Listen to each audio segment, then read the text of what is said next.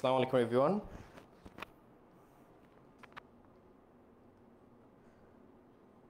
তোমরা কারা কারা কমেন্ট তোমরা কারা কারা আছো একটু কমেন্ট করো। হ্যাঁ, কারা কারা আছো একটু কমেন্ট করো।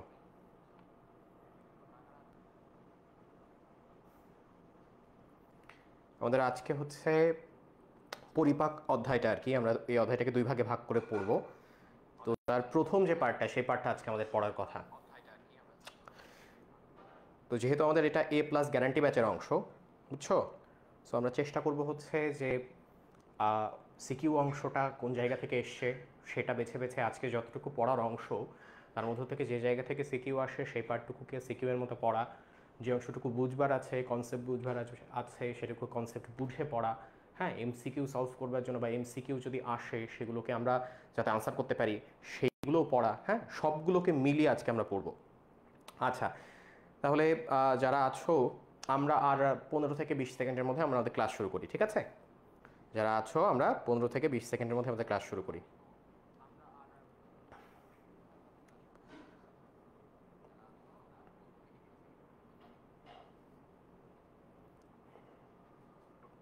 আজকে জিএসটি পরীক্ষা হয়েছে, জানো তো তোমরা? সেকেন্ড টাইমের অনেকে আছো, হয়তো ক্লাস করতেছো বা ক্লাস করতেছো কিনা জানি না, বাট যাদের উদ্দেশ্যে মূলত এই হচ্ছে ক্লাসটা, তোমরা জানো যে নেক্সট টাইমে তোমাদের যখন অ্যাডমিশন সিজন শুরু হবে, একটা টাইমে মানুষ কিন্তু এই জিএসটি এক্সামটা দেয়। হ্যাঁ, যদি কোনো কারণে বাই চান্স মেডিকেলটা মিস হয়ে যায় বা যেখানে তার টার্গেটটা ছিল সেখানটায় যদি মিস হয়ে যায়, কারণ মানুষের টার্গেট প্রধান এই হচ্ছে ইনস্টিটিউশনগুলোর দিকে থাকে, তারপর কিন্তু তারা জিএসটিতে যায়। এবং জিএসটির আন্ডারও কিন্তু অনেক ভালো ভালো অনেক ইউনিভার্সিটি আছে।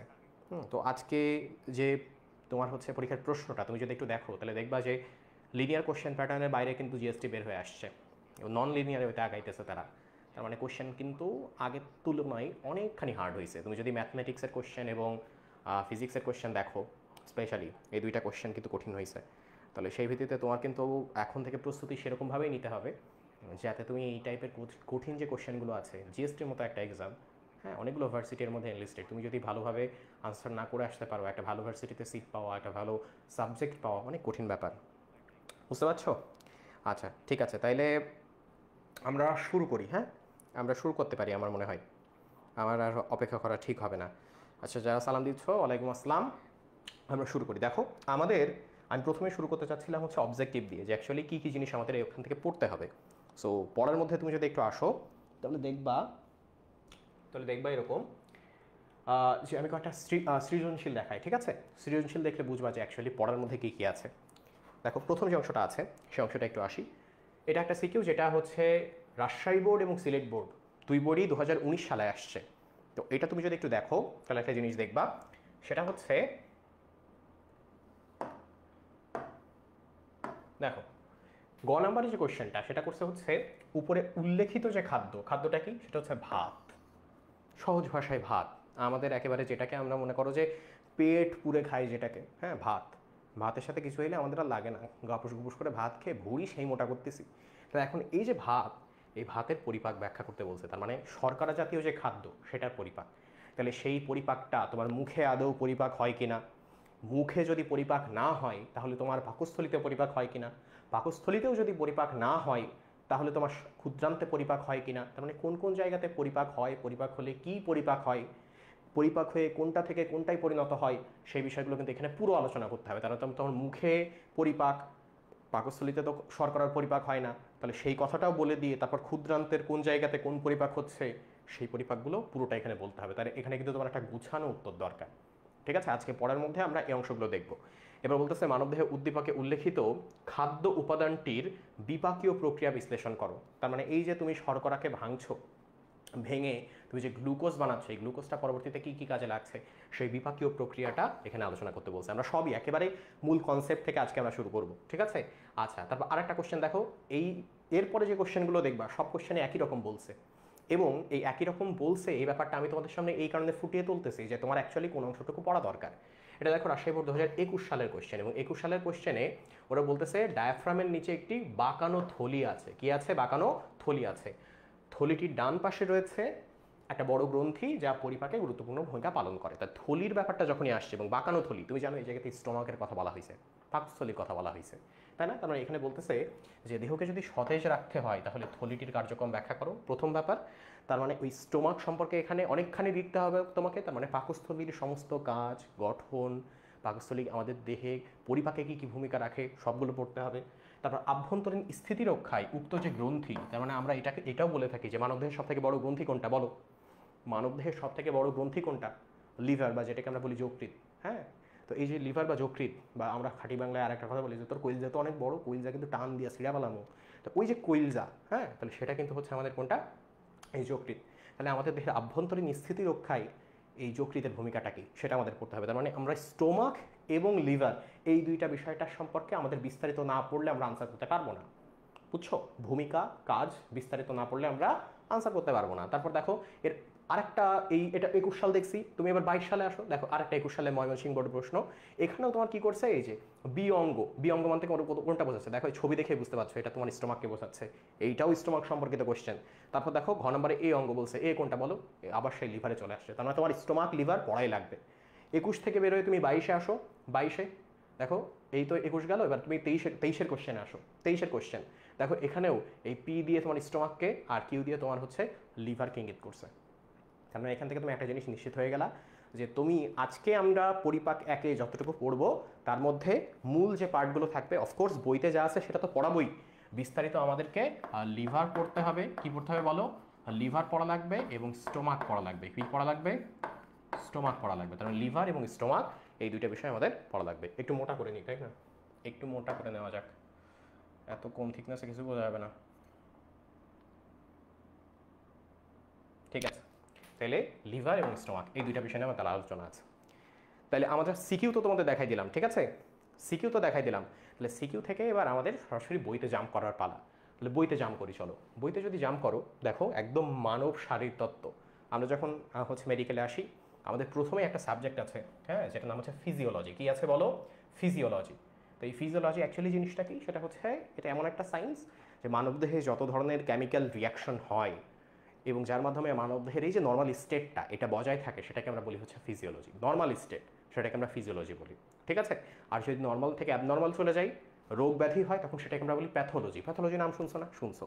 এখন এই ফিজিওলজির মধ্যে তোমার 3 অধ্যায় থেকে শুরু হয়েছে ফিজিওলজি পার্টটা, এবং এই জায়গা থেকে আমাদের প্রথম যে অধ্যায়টা ফিজিওলজির মধ্যে সেটা হচ্ছে মানব শারীরতত্ত্ব, যেটার মানব শারীরতত্ত্বের মধ্যে এটা পড়ছে হচ্ছে পরিপাক ও শোষণ। কি পড়ছে?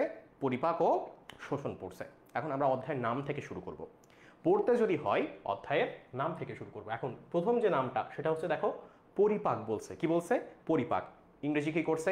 ডাইজেশন। বলছে শোষণ, ইংরেজি কি করছে? অ্যাবজর্পশন। এই জিনিসটা তোমরা যদি একটু বুঝতে চাও, আমরা একটু বুঝে আসি চলো জিনিসটা, যে অ্যাবজর্পশন জিনিসটা কি, ডাইজেশন জিনিসটা কি, একটু বুঝে আসা যায়। দেখো আমরা যে খাবারটা খাই, এই মনে করো হচ্ছে ভাত খাই, কি মনে করো ভাতের সাথে মুরগির মাংস খাই, একটু আবার চাইলে হচ্ছে গরুর চর্বিও খাওয়া হয়, আবার বাইরে গিয়ে মনে করো তুমি খুব বার্গার খাও, হ্যাঁ? তাহলে এই যে খাবারগুলো, এগুলো কিন্তু সরল খাবার না।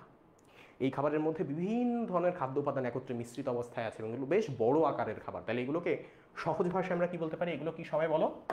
এগুলো কিন্তু সবই জটিল খাদ্য। এগুলো কি বলো? এগুলো সবই জটিল খাদ্য। কি খাদ্য বলো? জটিল। বেশি মোটা হয়ে গেল। এগুলো সবই জটিল খাদ্য। এগুলো সবই হচ্ছে জটিল খাদ্য। তাহলে এই যে জটিল খাদ্য, এই জটিল খাদ্যকে আমি যদি বলি যে বাবা বাবা জটিল খাদ্য, তুমি আমার দেহে গৃহীত হয়ে যাও, সম্ভব হবে না। তাহলে এই জটিল খাদ্যকে কী করতে হবে? আমার এই জটিল খাদ্যকে ভেঙে সরল খাদ্য উপাদানে পরিণত করতে হবে। তার মানে কী করতে হবে বলো?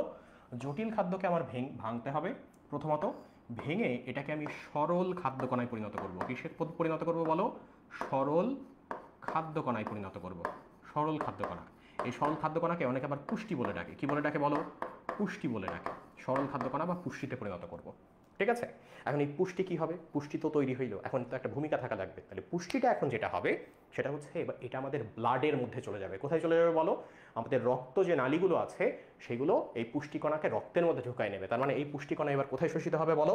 এই পুষ্টিকণা এবার রক্ত নালীতে শোষিত হবে। কোথায়? রক্ত নালী। ঠিক আছে? রক্ত নালী। এখন রক্ত নালীতে শোষিত হয়েই তো এটার ডেস্টিনেশন ঠিক হয়ে গেল না। এই রক্তনালী এবার কোথায় যাবে বলো? এটা আমাদের প্রত্যেকটা কোষে কোষে যাবে। কোথায় যাবে বলো? প্রত্যেকটা কোষে কোষে যাবে। কোষে কোষে গিয়ে এই যে ঘরে ঘরে যেরকম রেশন দিয়ে আসা হয়, এই প্রত্যেক কোষে কোষে গিয়ে নিউট্রিশন দিয়ে আসবে যে বাবু তুমি এরকম যে বিক্রিয়া করবা, এই নাও তোমার সেই বিক্রিয়ার কাঁচামাল। অক্সিজেনও দিচ্ছি, খাবারও দিচ্ছি। ঠিক আছে, তাহলে দিন শেষে এই যে রক্তনালীটা, এই রক্তনালী থেকে খাবারটা কোথায় যাবে বা পুষ্টিটা কোথায় যাবে বলো? আমার কোষে যাবে। কোথায় যাবে? কোষে যাবে। তাহলে এখন কথা হচ্ছে, এই যে জটিল খাদ্য, এই জটিল খাদ্যকে ভেঙে তুমি যে সরল খাদ্যকণা বা পুষ্টিতে পরিণত করলা, এটা তো অফকোর্স ফোর্স প্রয়োগ করতে হয়েছে, এনার্জি তোমার এখানে প্রয়োগ করতে হয়েছে। এবং এখানে যে ঘটনাটা ঘটছে চিন্তা করে দেখো, এই জায়গাতে খাদ্যটা কি করছো তুমি? পরিপাক করছো, তাই না? পাক করছো এক কথায়। তাহলে পাক করে তুমি ওইটাকে সরল খাদ্যকণায় পরিণত করছো। যেমনটা আমরা বাইরে কি করি? পাক করা মানে কি? রান্না করা। তাহলে আমরা বাইরে যে খাবারটা কাঁচা ছিল সেই খাবারটাকে রান্না করে আমাদের খাওয়ার উপযোগী করি। তাহলে আমরা যে খাবারটা খাইলাম সেটাকেও আবার পাক করে আমার দেহ, করে কি করে? তার দেহে গ্রহণের উপযোগী করে। তাহলে এটাও কিন্তু একটা পাক প্রক্রিয়া। তাহলে কি পাক প্রক্রিয়া? এটাকে আমরা বলি হচ্ছে বিপাক প্রক্রিয়া। কি প্রক্রিয়া বলি বলো? বিপাক প্রক্রিয়া। তাহলে এই যে জটিল খাদ্য থেকে সরল খাদ্য পরিণত করা হইলো, এটাকে বলা হয় বিপাক প্রক্রিয়া, বা ইংরেজিতে এটাকে আমরা কি বলি? ডাইজেশন। কি বলি? এটাকে আমরা বলি হচ্ছে ডাইজেশন। এটাকেই ডাইজেশন বলা হয়। তাহলে ডাইজেশন ব্যাপারটা আমাদের কাছে ক্লিয়ার হয়ে গেল। এখন এই যে সরল খাদ্যকণা, এই সরল খাদ্যকণা যে আমার রক্তনালীতে যাচ্ছে, সরল খাদ্যকণা কি হচ্ছে বলো? রক্তনালীতে যাচ্ছে। রক্তনালী নিশ্চয়ই সরল খাদ্যকণাকে শোষণ করে নিচ্ছে, কারণ তুমি যখন একটু পর দেখবা যে আমাদের ক্ষুদ্রান্ত আছে, বৃহদান্ত্র আছে, ওর চারপাশে কি এরকম রক্তনালীগুলো পেঁচানো। এই পেঁচানো কেন থাকে? যে ওখান থেকে যখনই পুষ্টি যাবে ও পুষ্টিকে শোষণ করে নেবে। তাহলে এই যে আমার সরল খাদ্যকণা রক্তনালীর মধ্যে যাচ্ছে, এটা কোন প্রক্রিয়া যাচ্ছে বলো? এখানে কিন্তু শোষণ প্রক্রিয়া হচ্ছে। কোন প্রক্রিয়া বলো?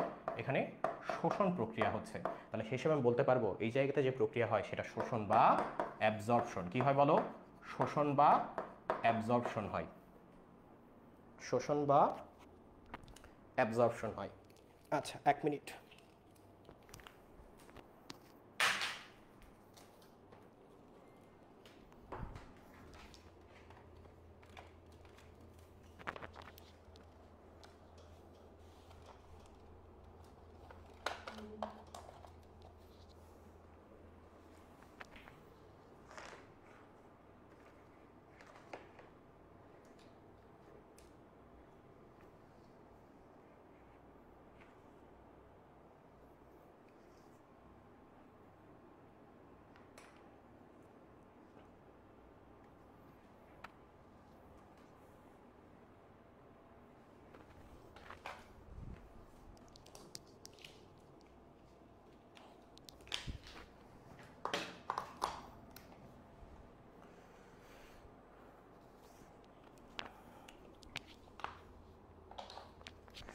আচ্ছা ঠিক আছে, সেটিংসের অনেক সমস্যা ভাই, প্রচুর সমস্যা, একটু এদিক ওদিক হলেই সমস্যা। দেখো, আচ্ছা আমি মেডিকেল স্টুডেন্ট, হাতের লেখা সুন্দর কেন? হ্যাঁ, এইটা নিয়ে আমারও সন্দেহ আছে। আমার হাতের লেখা সুন্দর নিয়ে আমার একটু সন্দেহ আছে যে আমি ভালো ডাক্তার হতে পারবো না। ভালো ডাক্তার হওয়ার প্রথম শর্ত হচ্ছে হাতের লেখা হবে জঘন্য, দেখে চেনা যাবে না যে প্যারাসিটামল লিখছে না সাপোজিটল লিখছে। বুঝছো? এটা আমারও সন্দেহ। আমার হাতের লেখা ভালো ছিল না, যত খারাপ ডাক্তার হচ্ছে তত ভালো হয়ে যাচ্ছে। দেখো, তাহলে সেই হিসেবে জটিল খাদ্য থেকে যখন সরল খাদ্যকণায় পরিণত হচ্ছে, তারপর সেটাকে রক্তনালী শোষণ করে নিচ্ছে। ঠিক আছে, এখন এই যে রক্তনালী, ও এখন ঘরে ঘরে রেশন দিয়ে বেড়াচ্ছে, তাই না? এই রক্তনালী কি করছে? প্রত্যেক কোষে কোষে খাবারকে দিয়ে বেড়াচ্ছে। এখন কোষ তো এই খাবারগুলোকে কি করবে?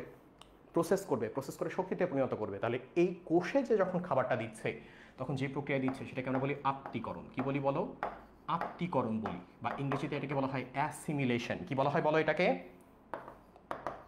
অ্যাসিমিলেশন। অ্যাসিমিলেশন বলা হয়। তাহলে মোটামুটি এই হচ্ছে আমাদের প্রসেস। এখানে যতগুলো ঘটনা আছে সবগুলোই আমাদের এই অধ্যায়ে আছে। বিশেষ করে শেষের দিকের এই আত্তীকরণ প্রক্রিয়াটা আবার আমাদের যে উদ্ভিদ শারীরতত্ত্ব অধ্যায়টা সেই অংশে আছে। বুঝছো? আর এই যে অংশগুলো, এগুলো হচ্ছে আমাদের মোটামুটি এই অধ্যায়টাতে আমরা একটু পাবো, যে কোন জায়গাতে আমার বিপাক হয়, কোন জায়গাতে শোষণ হয়। এই কারণ দেখো, এই অধ্যায়ের নামই হচ্ছে দেখো শোষণ এবং বিপাক। তাহলে ডাইজেশন অ্যান্ড অ্যাবজর্পশন, এটা নিয়ে কিন্তু এই অধ্যায়টা পুরোপুরি গঠিত। ঠিক আছে? আচ্ছা, তাহলে আমরা অধ্যায়ে চলে আসি। দেখো, এই জায়গাতে বলছে ডাইজেশন অ্যান্ড অ্যাবজর্পশন, এই ব্যাপারটাকে আমরা বুঝে ফেলছি। দেখো, এখানে এই যে সরল খাদ্য বা নিউট্রিশন বা পুষ্টি, এই ব্যাপারটাও কিন্তু বলা হয়েছে। আচ্ছা, এখন আমার প্রশ্ন হচ্ছে, দেখো সেটা হচ্ছে আরও কিছু কথা আমরা এখানে বলে আসতে পারি। কীরকম কথা? দেখো, আমরা এরকম বলতে পারি যে হচ্ছে আমরা কিন্তু এরকম হয় যে বড় যে কোনো খাবারকে, রড় লিখে ফেলেছি। ধরো আমি বড় যে কোনো খাবারকে চাইলে কিন্তু ভেঙে ভেঙে কি করতে পারি বলো? ছোট খাবারে পরিণত করতে পারি। কি করতে পারি বলো? ছোট খাবারে পরিণত করতে পারি। তাহলে বড় খাবারকে ভেঙে কিসে পরিণত করতে পারি বলো? ছোট খাবারে পরিণত করতে পারি। তাহলে এখন যখন বড় খাবারকে ভেঙে ছোট খাবারে পরিণত করা হয়, তোমরা আমাকে উত্তর দাও, এই প্রসেসটার নাম কি? যখন যখন বড় খাবারকে ভেঙে ছোট খাবারে পরিণত করা হয়, অর্থাৎ বড় যে কোনো একটা জিনিস ছিল সেটাকে ভেঙে তুমি ছোট ছোট অনেকগুলো জিনিসে পরিণত করছো, এই প্রসেসটার নাম কি বলো? এই প্রসেসটার নাম কি বলতে পারো? বলতে পারো কেউ? বলো। এই যে বড় একটা খাবারকে ভেঙে ছোট ছোট খাবারে পরিণত করা হচ্ছে, এই প্রসেসটার নাম কি বলো তো কেউ?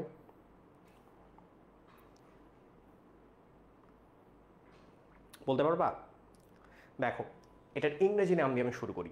এটার ইংরেজি নাম হচ্ছে ক্যাটাবলিজম। ইংরেজি নাম কি বলো? ক্যাটাবলিজম। এটার ইংরেজি নাম হচ্ছে ক্যাটাবলিজম। তাহলে এখন তাহলে ক্যাটাবলিজম মানে কি? যে এটা আমরা মেটাবলিজম শব্দটা শুনছি না? মেটাবলিজম, মেটাবলিজম, এই মেটাবলিজম সব এই প্রসেসটার একটা পার্ট হচ্ছে ক্যাটাবলিজম। তাহলে ক্যাটাবলিজমে কি হয়? বড় যে কোনো একটা জিনিস ভেঙে অনেক ছোট ছোট জিনিসে পরিণত হয়, ক্যাটাবলিজম। ঠিক আছে?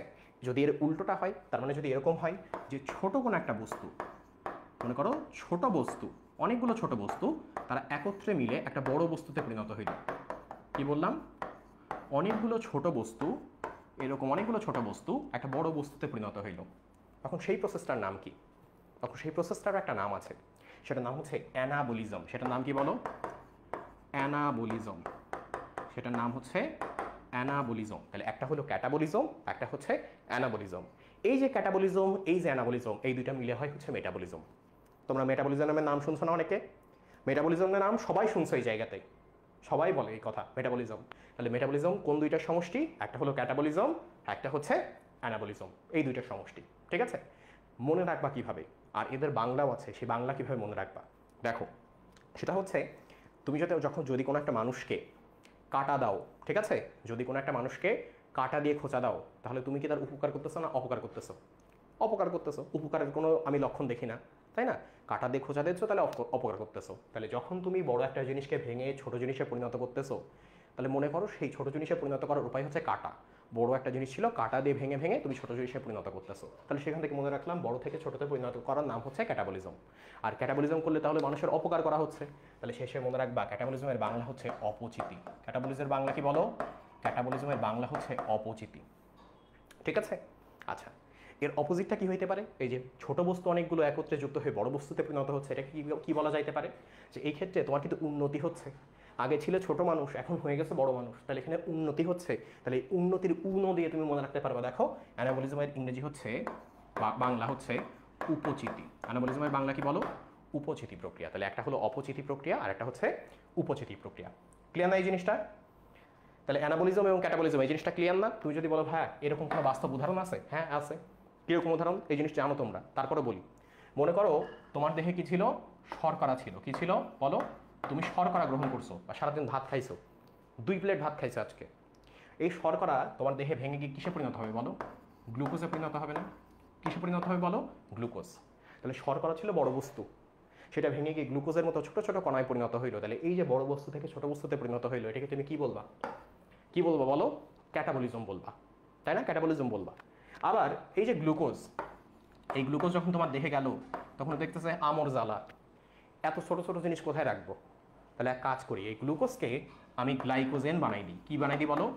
গ্লাইকোজেন বানাই দিই। গ্লুকোজকে আমি গ্লাইকোজেন বানাই দিই। বানাই দিয়ে আমি লিভারের মধ্যে জমা রাখি, আবার মাসলের মধ্যে জমা রাখি। কোথায় কোথায় বলো? হাই হাই, কোথায় উঠে গেল? লিভারের মধ্যে জমা রাখি, লিভারের মধ্যে জমা রাখি, আর মাসলের মধ্যে জমা রাখি। মনে করো মাসল উঠে যাচ্ছে এই জায়গাতে, মাসলের মধ্যে জমা রাখি। তাহলে সেই হিসাবে এই যে গ্লুকোজ ছোট ছোট জিনিস ছিল, সেখান থেকে তুমি বড় গ্লাইকোজেনে পরিণত করে 2 জায়গাতে জমা রাখতেছো। তাহলে এখানে ছোট জিনিস থেকে বড় জিনিসে পরিণত হওয়ার প্রক্রিয়াকে তুমি বলতেছো হচ্ছে অ্যানাবলিজম, বা যেটাকে বলা হয় উপচিতি প্রক্রিয়া। তাহলে অপচিতি উপচিতি এর আগে যেগুলো বোঝালাম, ক্লিয়ার না এই জিনিসগুলো? এই কনসেপ্টগুলো ক্লিয়ার কিনা বলো? এই কনসেপ্ট ক্লিয়ার না বলো? ক্লিয়ার। আচ্ছা ঠিক আছে, তাহলে এবার চলে আসা বইতে। তাহলে এখানে আমার পরিপাক সম্পর্কে যে কথাগুলো বলছে সেগুলো আমরা একটু দেখব। পরিপাক সম্পর্কে প্রথমে যে কথাটা বলছে সেটা হচ্ছে এটা একটা জৈব রাসায়নিক প্রক্রিয়া। কি বলছে বলো? পরিপাক একটা জৈব রাসায়নিক প্রক্রিয়া। কি বলছে? জৈব রাসায়নিক। তো জৈব রাসায়নিক শব্দটা বলার মানেটা কি? পরিপাক বা ডাইজেশনকে জৈব রাসায়নিক বলার মানেটা কি? দেখো, এই জৈব যে শব্দটা, জৈব শব্দের মানে হচ্ছে জীবন। জৈব শব্দের মানে কি বলো? জৈব শব্দের মানে হচ্ছে জীবন। জৈব শব্দের মানে হচ্ছে জীবন। আমার বাবা আমার নাম রাখছিল জীবন। জীবনে যে কোনো ইভেন্ট হোক, সে তার স্পিচ শুরু করে হচ্ছে ছেলের নাম রাখছিলাম জীবন। হ্যাঁ, তো এখানে হচ্ছে সেই কাহিনী যে জৈব রসায়ন প্রক্রিয়া, এই যে জৈব শব্দ মানে হচ্ছে জীবন। আর এরপর যে রাসায়নিক, এই যে রাসায়নিক কি, এটা রাসায়নিক তার মানে হচ্ছে এই জায়গাতে অনেক ধরনের কেমিক্যাল রিয়াকশন হয়। তাহলে জীবন, তারপর আবার কেমিক্যাল রিয়াকশন দিয়ে কী বোঝাচ্ছি, তার মানে হচ্ছে পরিপাক একমাত্র জীবিত কোষে হইতে পারে। কি বললাম? পরিপাক একমাত্র জীবিত কোষে হইতে পারে। পরিপাক একমাত্র জীবিত কোষে হইতে পারে। আমরা কিন্তু সবাই একসময় মারা যাব, আমাদেরকে কিন্তু কবরে রেখে আসা হবে, তাই না? কবরের মধ্যে আমার বডি যখন ডিকম্পোজ হওয়া শুরু করবে, হ্যাঁ, তার মানে কি পচে যাওয়া শুরু করবে, ওই পচে যাওয়া জিনিসটাকে কিন্তু আমি পরিপাক বলতে পারবো না। আমার দেহ জৈব বস্তু, সেটা যখন পচে যাচ্ছে আমি কিন্তু এটাকে বলতে পারবো না এটা পরিপাক। কারণ কি? কারণ এটা জীবিত কোষে হচ্ছে না। তাহলে পরিপাক একমাত্র শর্তটা কি? আগেই বলে দিচ্ছে জৈব রাসায়নিক, তার মানে এটা জীবিত কোষে যখন কোনো একটা রাসায়নিক বস্তু কাজ করে তখন সেটাকে আমরা বলি হচ্ছে পরিপাক। ঠিক আছে? আচ্ছা, এরপর দেখো, তারপর এর মাধ্যমে কি হয় আমরা অলরেডি বলে ফেলছি যে জটিল যে কোনো একটা খাদ্যবস্তু যেটা আমার দেহ গ্রহণ করতে পারে না, সেটা দেহের গ্রহণ উপযোগী সরল বা ক্ষুদ্র অণুতে পরিণত হয়। কিসে পরিণত হয়? ক্ষুদ্র অণুতে। কিন্তু এই যে পরিণত হওয়া বা বিভাগ প্রক্রিয়া বা যেটাকে আমরা ডাইজেশন বলছি, সেই প্রক্রিয়ায় হেল্প করে কারা কারা? দেখো এখানে নাম দিছে, বিভিন্ন হরমোন হেল্প করে, বিভিন্ন এনজাইম হেল্প করে। তাহলে হরমোন হেল্প করতেছে, এনজাইম হেল্প করতেছে, ঠিক আছে? তারপর কি বলতেছে যে দ্রবণীয় সরল ও তরল বিভিন্ন উপাদানে পরিণত করে যেটা আমার দেহ গ্রহণ করতে পারে, ঠিক আছে? তাহলে আমাদের দেহে এই পুরো খাবার জিনিসটাকে প্রসেস করার জন্য এবং পুষ্টি সংগ্রহের জন্য যে তন্ত্রটা আছে, আমরা জানি না, প্রথমে থাকে সেল, প্রথমে কি থাকে? সেল থাকে। সেল থেকে তারপর হয়ে যায় কি? টিস্যু। সেল থেকে হয়ে যায় টিস্যু। অনেকগুলো টিস্যু মিলে তৈরি করে আবার অর্গান। কি তৈরি করে? অর্গান তৈরি করে। অর্গান, অনেকগুলো অর্গান মিলে আবার তৈরি করে একটা সিস্টেম। কি তৈরি করে? সিস্টেম। এই সিস্টেমের বাংলা হচ্ছে তন্ত্র। তো আমাদের কিন্তু অনেকগুলো অঙ্গ আছে। তুমি এই অন্ননালী থেকে শুরু করো, মুখ থেকে শুরু করো, হ্যাঁ, নিচের দিকে যাও, যকৃত বলো, অগ্নাশয় বলো, হ্যাঁ, তারপর পিত্তথলি বলো, ক্ষুদ্রান্ত বলো, বৃহদান্ত্র বলো, অনেক অঙ্গ, সবগুলো এক একটা অর্গান। তাহলে এতগুলো অর্গান মিলে যে তন্ত্র তৈরি করে সেটাকে বলা হয় ডাইজেস্টিভ সিস্টেম বা পৌষ্টিক তন্ত্র। কি বলা হয় বলো? ডাইজেস্টিভ সিস্টেম বা পৌষ্টিক তন্ত্র। আচ্ছা, তাহলে এখন এই যে পরিপাক বিষয়টাকে দুই ভাগে ভাগ করা যায়। কি কি ভাগে ভাগ করা যায়? তুমি যদি পরিপাককে দুই ভাগে ভাগ করো, প্রথম যে ভাগটা হবে সেটা হচ্ছে যান্ত্রিক পরিপাক। দেখো প্রথম ভাগটা কি বলো? যান্ত্রিক পরিপাক। এখন যান্ত্রিক পরিপাকের ইংরেজিটা একটু খেয়াল করো। দেখো বই তো সামনে আছে, তাই না? যান্ত্রিক পরিপাকের ইংরেজি করছে হচ্ছে মেকানিক্যাল ডাইজেশন। কি করছে বলো? Mechanical digestion. কারণটা কি? দেখো, যান্ত্রিক পরিপাক মানে হচ্ছে যে আমরা পরিপাক করবার সময় যতটুকু শক্তি প্রয়োগ করছি, কীরকম? তুমি মুখের মধ্যে নিয়ে কি শুরু করে গিলে ফেলো? অফকোর্স না। মুখের মধ্যে নিয়ে খাবারটা চিবাও, জিবা দিয়ে খাবারটা কি করো? লালার সাথে মিশাও, তারপর আবার কোত করে গিলে নাও, তাই না? খাবারটা কোত করে গিলে নিলা, নেওয়ার পরে এই যে অন্ননালীর মধ্য দিয়ে যাচ্ছে, কোনোদিন এই টেস্ট করে দেখছো? আমি একবার কোনো এক বই থেকে পড়ছিলাম, পড়ে টেস্ট করে দেখলাম যে তুমি যদি উল্টা হয়ে খাবার খাও তাও তোমার খাবার কিন্তু ঠিকই নিচের দিকে চলে যাবে। কীরকম? আমি তখন বিছানার থেকে বিছানায় পা রেখে মাথায় এরকম উল্টাই দিলাম, খাবার খেয়ে দেখি শক্ত যে কোনো খাবার চলে যাবে। ওখানে আর একটা কথা লেখা ছিল যে তরল খাবার তুমি আবার এইভাবে খাইতে পারবা না। তো আমি ওইভাবে উল্টা হয়ে নাকের মানে হচ্ছে মুখে দুধ নিছি, দুধ নেওয়ার সময় দেখে হচ্ছে দুধ এখান থেকে যাইতে যাইতে হুট করে নাক মুখ দিয়ে বের হয়ে গেছে। হ্যাঁ, তার মানে ওখান থেকে একটা জিনিস বোঝা যায় যে গ্র্যাভিটির এগেইনস্টে তরল খাবার খাওয়া যায় না, কিন্তু কঠিন খাবার খাওয়া যায়। তার কেন খাওয়া যাচ্ছে? কারণ এই যে অন্ননালী যে জিনিসটা, যেটা আমাদের এই যে ট্রাকিয়ার পেছনে থাকে, এই অন্ননালী কিন্তু এক প্রকার পেশি দিয়ে তৈরি। ও কিন্তু খাবারটা চেপে চেপে নিচের দিকে নিয়ে যায় বা পাকস্থলীর দিকে নিয়ে যায়। তাহলে এখানেও কি একটা এনার্জি ব্যয় হচ্ছে না? তা মনে রাখবা, যেখানেই আমাদের দ্বারা কোনো একটা কাজ হয়, যেখানেই আমরা শক্তি প্রয়োগ করে আমাদের দ্বারা কোনো একটা কাজ হয়, সেই কাজকে বলা হয় হচ্ছে মেকানিক্যাল এনার্জি। তাহলে এখানে যেহেতু বলা হচ্ছে যে পরিপাকটা ওই মেকানিক্যাল এনার্জি দিয়ে হচ্ছে, তাই এই পরিপাকের নাম হয়েছে মেকানিক্যাল ডাইজেশন। ঠিক আছে? তাহলে মেকানিক্যাল ডাইজেশনের উদ্দেশ্যটা কি? মেকানিক্যাল ডাইজেশনের উদ্দেশ্য দেখো বলতেছে যে মুখের মধ্যে এই মেকানিক্যাল ডাইজেশনের উদ্দেশ্য হচ্ছে চিবানো। মুখের মধ্যে উদ্দেশ্য কি বলো? মুখের মধ্যে মেকানিক্যাল ডাইজেশনের উদ্দেশ্য চিবানো। মুখ থেকে তুমি একটু পেছনে আসো, গলবিলে আসো, গলবিল থেকে মেকানিক্যাল ডাইজেশনের উদ্দেশ্য হচ্ছে ওই জিনিসটাকে গলধকরণ। তার মানে কি? ভেতরে ভক্ষণ করে নেওয়া। তাহলে গলধকরণ। তারপর কি বলতেছে? পৌষ্টিক নালী অতিক্রমের সময় নালীর বিভিন্ন অংশের পেশল সঞ্চালন। এই যে একটা কথা বলছে, নালীর বিভিন্ন অংশের কি? পেশল সঞ্চালন। পেশিগুলো এক প্রকার বিশেষ মুভমেন্ট দেখায়, যেটাকে আমরা বলি পেরিস্টালসিস। কি বলি বলো? পেরিস্টালসিস। এই যে পেরিস্টালসিসটা, এর মাধ্যমে কি হয় জানো? পেশি কোনো একটা খাবারকে এরকম পেছন থেকে ধাক্কা দেয়, যা বাবা সামনে যা। ঠিক আছে? তাহলে এই যে পেশি নিজের শক্তি প্রয়োগ করে পেশালো শক্তি দেখিয়ে বলতেছে সামনে যা, খাবারকে ঠেলে দিচ্ছে, এটাকে বলা হয় হচ্ছে পেরিস্টালসিস। তাহলে এখানেও যান্ত্রিক শক্তি বা মেকানিক্যাল এনার্জি লাগছে, তাই এই পরিপাকের নাম হয়েছে কি যান্ত্রিক পরিপাক। উদ্দেশ্যটা কি যান্ত্রিক পরিপাকের? তো তুমি খাবার খাইছো এতগুলো, এই খাবারে যদি আমি ডাইজেস্টিভ এনজাইম ছড়াই দিই তাহলে শুধু আউটার সারফেসে যাবে, ভেতরের দিকে যাইতে পারবে? পারবে না। তাহলে উপায়টা কি? এই খাবারকে টুকরো টুকরো টুকরো টুকরো করে এর ক্ষেত্রফল বাড়াই দেওয়া, যাতে কি হবে, যে যাতে সব জায়গাতে ডাইজেস্টিভ এনজাইম দিয়ে পুরোটুকুকে খাবার ডাইজেস্ট করতে পারে। তাহলে সেই হিসেবে এর মূল উদ্দেশ্য হচ্ছে যে এটাকে অতি ক্ষুদ্র টুকরায় পরিণত করা। ফলে কি হয়, এই যে ক্রিয়াতলের বৃদ্ধি ঘটায়। ক্রিয়াতল মানে কি বলো? ক্ষেত্রফল। ক্রিয়াতল মানে কি বলো? ক্ষেত্রফল, বা সহজ ভাষায় আমরা বলতে পারি এরিয়া। কি বলতে পারি বলো? এরিয়া। তাহলে ক্ষেত্রফল বা এরিয়া এটা যখন বেড়ে যায় তখন আরো বেশি জায়গাতে ডাইজেস্টিভ এনজাইম লাগতে পারছে, আরো ভালো পরিপাক হচ্ছে। বোঝা গেছে না ব্যাপারটা? আচ্ছা, তার মানে আমরা কিভাবে হয় সেটাও বুঝলাম, উদ্দেশ্য কি সেটাও বুঝলাম। ঠিক আছে? তাহলে এই যে ক্রিয়াতলের বৃদ্ধি ঘটাইলো, তার ফলে ডাইজেস্টিভ এনজাইম যেগুলো সেগুলো আরো বেশি কাজ করতে পারছে। তার মানে এখানে বলছে যে এর ফলে এনজাইমের ক্রিয়াতলের বৃদ্ধি ঘটাইলো। কার ক্রিয়াতলের বৃদ্ধি ঘটাইলো? এনজাইমের ক্রিয়াতলের বৃদ্ধি ঘটাইলো। ঠিক আছে? আচ্ছা, এরপর দেখো চলে আসো, এরপর আসা হচ্ছে রাসায়নিক পরিপাক। তাহলে যান্ত্রিক পরিপাকের পার্ট তোমার শেষ, শক্তি দিয়ে তুমি আর কিছু করতে পারবে না। এরপর তোমার যে অর্গানগুলো আছে সেগুলো বিভিন্ন ধরনের রাসায়নিক তরল ক্ষরণ করবে, এবং সেগুলো কি করবে? এই যে রাসায়নিক পরিপাক করবে। কোন জায়গাতে? মুখ থেকে অ্যাসিড ক্ষরণ হয় না, বিভিন্ন লালাক্ষরণ হয় না বলো? মুখ থেকে লালাক্ষরণ হয়, পাকস্থলী থেকে হাইড্রোক্লোরিক অ্যাসিড সহ বিভিন্ন ধরনের অ্যাসিড ক্ষরণ হয়। তুমি যদি অন্ত্রে যাও আন্তরিক রস ক্ষরণ হয়, তাই না? তাহলে এই যে সবগুলো রস, এগুলো সব কিন্তু রাসায়নিক পদার্থ, কেমিক্যালস। এই কেমিক্যালসগুলো যখন তোমার খাবার পরিপাক করবে, এখানে কিন্তু কোনো জবরদস্তি নাই, এখানে তো কোনো জবরদস্তি নাই। এ তো তোমার এইভাবে ধোলাই খালের মতো ধোলাই করে তারপর খাবারের পরিপাক করতেছে না, জাস্ট এনজাইমটা দিতেছে বা বিভিন্ন ধরনের অ্যাসিড দিতেছে, বিভিন্ন ধরনের রস দিতেছে, খাবার তোমার সরল উপাদানে পরিণত হয়ে যাচ্ছে। তাহলে এখানে কিন্তু আর যান্ত্রিক পরিপাক না, এখানে কি পরিপাক বলো? রাসায়নিক পরিপাক। আচ্ছা, তাহলে যান্ত্রিক পরিপাক, রাসায়নিক পরিপাকের ব্যাপারটা কিন্তু আমার ক্লিয়ার হয়ে গেল। এখন তুমি যখন পৌষ্টিক তন্ত্রের ব্যাপারটায় আসবা, ওই আমরা বললাম ডাইজেস্টিভ সিস্টেম। তাহলে ডাইজেস্টিভ সিস্টেম কয় ভাগে ভাগ করা যায় এটাকে তুমি যদি দেখো, তাহলে দুই ভাগে ভাগ করা যায়। সেটা হচ্ছে কি কি? একটা হচ্ছে পৌষ্টিক নালী, যেখান থেকে যাবে, আর যাওয়ার সময় যে বিভিন্ন জায়গা থেকে রস ক্ষরণ হবে সেটাকে আমরা বলবো হচ্ছে পৌষ্টিক গ্রন্থি। তাহলে পৌষ্টিক তন্ত্রকে দুই ভাগে ভাগ করা যায়। একটা হচ্ছে কি বলো? পৌষ্টিক নালী, যেখান থেকে খাবারটা যাবে, নালী দিয়েই তো যায়, পথ দিয়েই যাবে। আর পৌষ্টিক গ্রন্থি, যে গ্রন্থি থেকে রস ক্ষরণ হয়ে ওই খাবারকে হজমে সহায়তা করবে। তাহলে সেই হিসেবে দেখো পৌষ্টিক নালী যেটা, এই দেখো পৌষ্টিক তন্ত্র। হ্যাঁ, তো পৌষ্টিক তন্ত্রের প্রথমে দেখো দুই ভাগে ভাগ করা হয়েছে, একটা হচ্ছে পৌষ্টিক গ্রন্থি আর একটা হচ্ছে পৌষ্টিক নালী। তো মানব দেহে যদি তুমি বলো যে পৌষ্টিক গ্রন্থি কয়টা আছে, তো 5টা মেজর পৌষ্টিক গ্রন্থি আছে। কয়টা বলো? 5টা মেজর পৌষ্টিক গ্রন্থি আছে। কি কি? একদম মুখ থেকে শুরু করব, একদম মুখ থেকে শুরু করব। একদম মুখে আমাদের কি আছে বলো? লালা গ্রন্থি আছে। কয় জোড়া? 3 জোড়া লালা গ্রন্থি আছে। তাহলে মুখ থেকে এবার নিচে আসো, নিচে কোনো গ্রন্থির দেখা তুমি পাচ্ছ না, একদম এই স্টোমাকের ঠিক নিচ বরাবর তুমি এই ডান পাশে কোনটা দেখতে পাচ্ছ বলো? লিভার। ডান পাশে কোনটা দেখতে পাচ্ছ? লিভার দেখতে পাচ্ছ। এইবার এই পাশে একটু একটু মাঝামাঝি সাইডের দিকে, বাম পাশের দিকে তুমি কোনটা দেখতে পাচ্ছ? অগ্নাশয়। কোনটা দেখতে পাচ্ছ? প্যানক্রিয়াস বা অগ্নাশয়। ঠিক আছে? আবার তুমি এই যে আমার স্টোমাকের কথা বললা, স্টোমাক থেকে কিন্তু এক প্রকার রস ক্ষরণ হয়, বা পাকস্থলী থেকে, এই অন্ননালীর নিচেই যে স্টোমাকটা, এই স্টোমাকে কোনটা দেখবা তুমি? গ্যাস্ট্রিক গ্রন্থি দেখবা।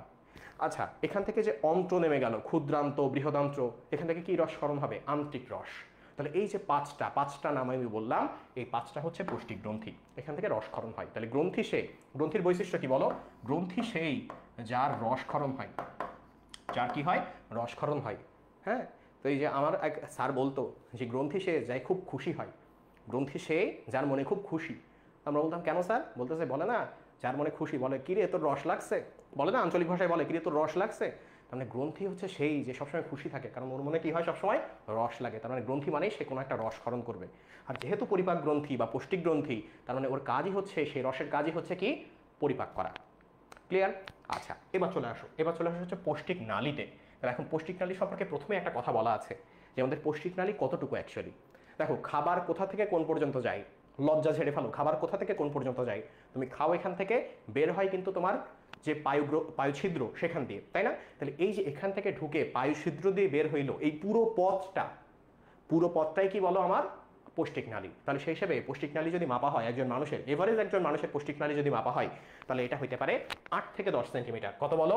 এটা হইতে পারে 8 থেকে 10, সরি মিটার বলতে গিয়ে সেন্টিমিটার বলে ফেলছি। 8 থেকে 10 মিটার, সেন্টিমিটার হলে তো মানুষের অবস্থা টাইট হয়ে যাইতো। তাহলে 8 থেকে 10 মিটার পৌষ্টিক নালী কত হয় বলো? 8 থেকে 10 মিটার হয়।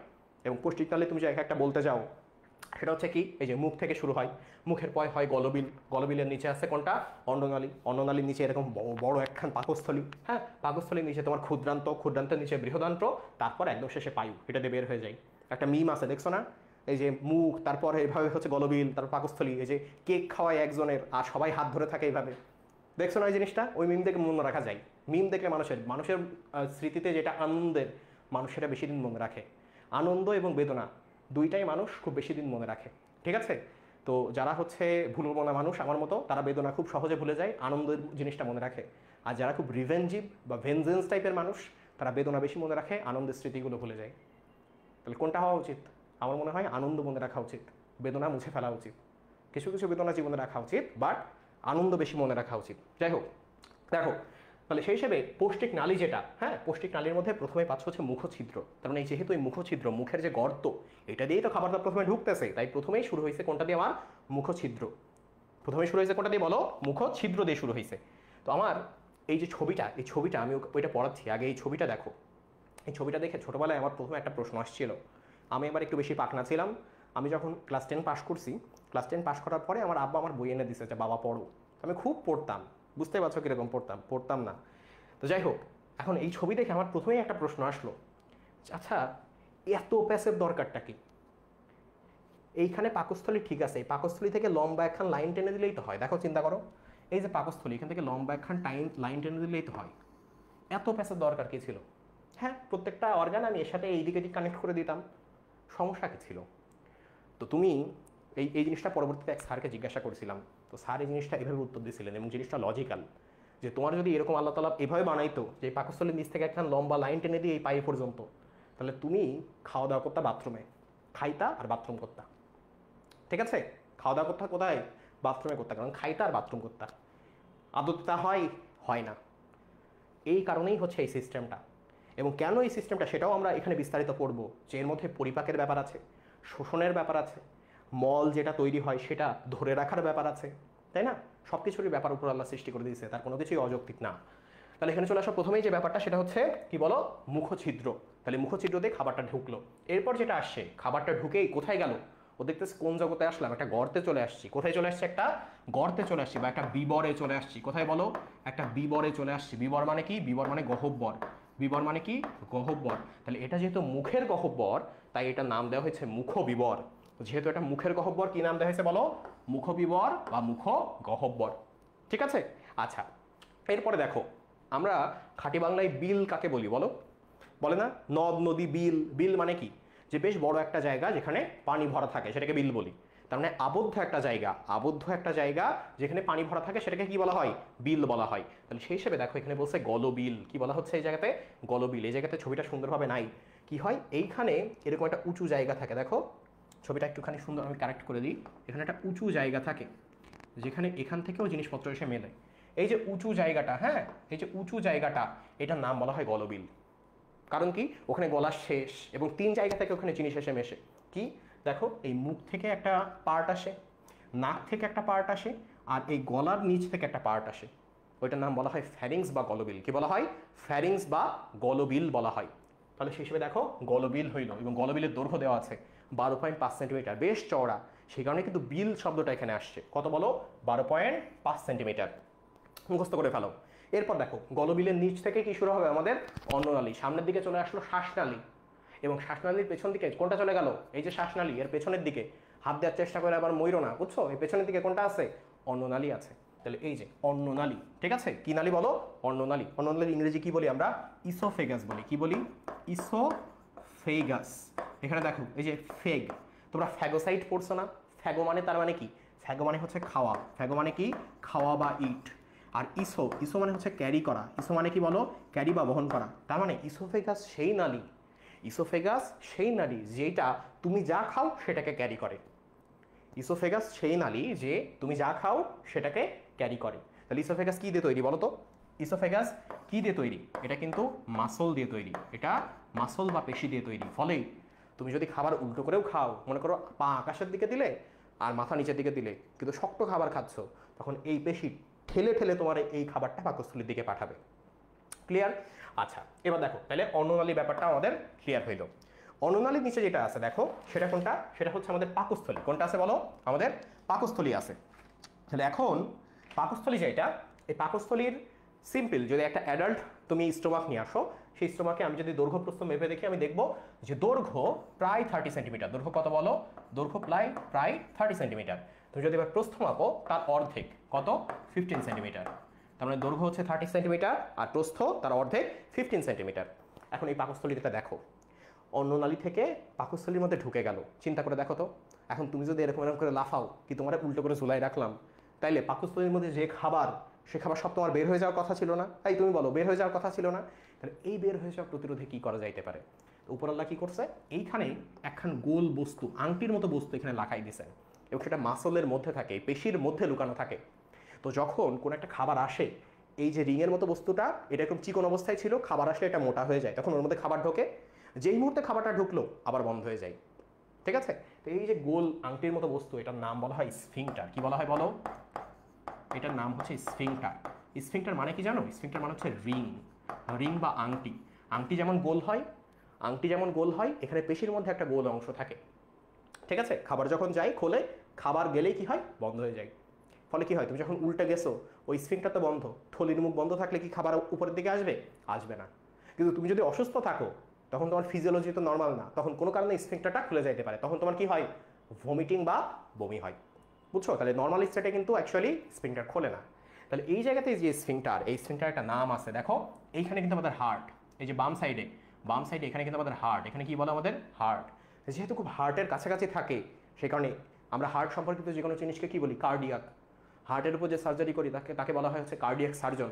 তাহলে এখানে যে স্ফিংটার থাকবে, এটার নাম হচ্ছে কার্ডিয়াক স্ফিংটার। কি বলা হয় বলো, এটাকে কার্ডিয়াক স্ফিংটার বলা হয়। ঠিক আছে? আচ্ছা, এইবার এর মধ্যে ঢুকলো, এই পাকস্থলীর মধ্যে ঢুকলো, ঢুকেই এই যে বাম দিকে একটা অংশ আছে, কি আছে বলো, বাম দিকে একটা অংশ আছে গম্বুজের মতো উঁচু, এরকম উঁচু, গম্বুজের মতো উঁচু। আমাদের দেহে যেই জায়গাতেই গম্বুজের মতো উঁচু একটা অংশ আছে, সেটা একটা নাম দেওয়া হয়, গম্বুজের মতো উঁচু অংশের নাম দেওয়া হয় ফান্ডাস। কি নাম দেওয়া হয় বলো, গম্বুজের মতো উঁচু যে কোনো অংশকে নাম দেওয়া হয় হচ্ছে ফান্ডাস। তাহলে পাকস্থলীর এই যে অংশ, এই অংশের নাম হচ্ছে ফান্ডাস। ঠিক আছে?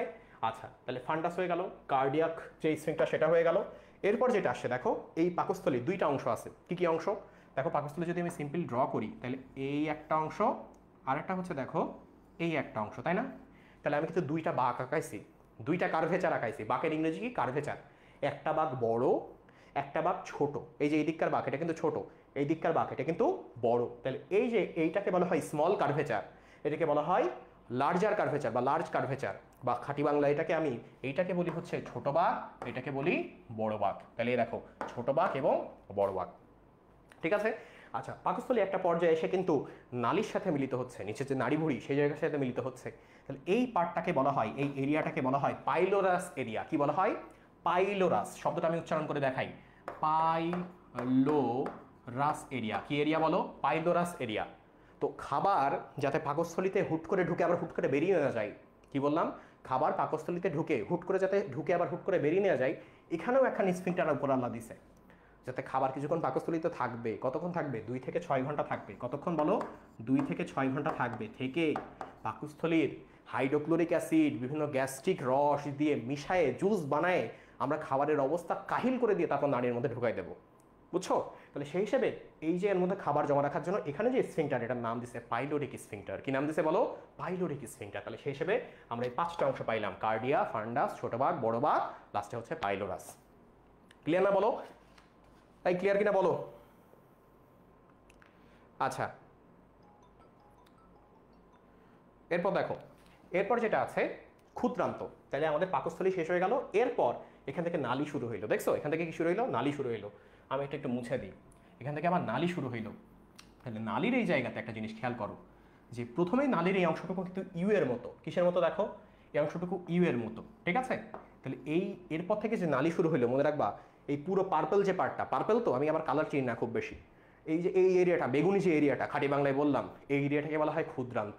তো ক্ষুদ্রান্তের মধ্যে এই যে ইউ আকৃতির যে পার্টটা না, এটা সব থেকে ছোট, এবং এটার নাম হচ্ছে ডিওডেনাম। কি নাম বলো, এটার নাম কি বলো, এটার নাম হচ্ছে ডিওডেনাম। তাহলে তোমরা আমাকে চিন্তা করে বলো, একটা জিনিস মনে রাখবা, এই পাকস্থলী না, পাকস্থলীতে খাবারের পিএইচ এর মান অত্যন্ত কম। পাকস্থলীতে খাবারের পিএইচ এর মান অত্যন্ত কম।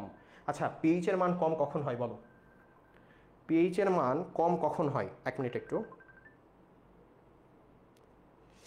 ইস, 1 মিনিট।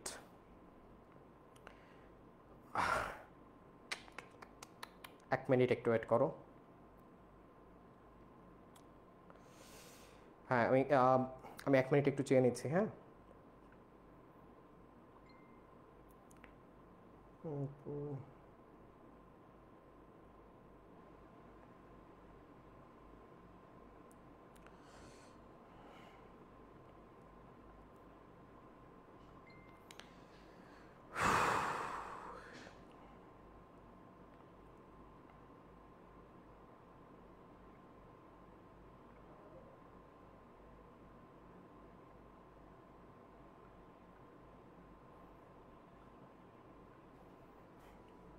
দেখো, সরি ফর দ্যাট। তাহলে এই যে ইউ আকৃতির যে পার্টটা, হ্যাঁ, তার আগে পাকস্থলী সম্পর্কে একটু কথা বলে আসি।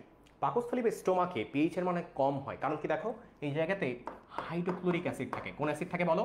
হাইড্রোক্লোরিক অ্যাসিড নিঃসৃত হয় এই জায়গাতে। তাহলে যেখানে অ্যাসিডের মান বেশি সেখানে পিএইচ এর মান কম হবে, খুব স্বাভাবিক।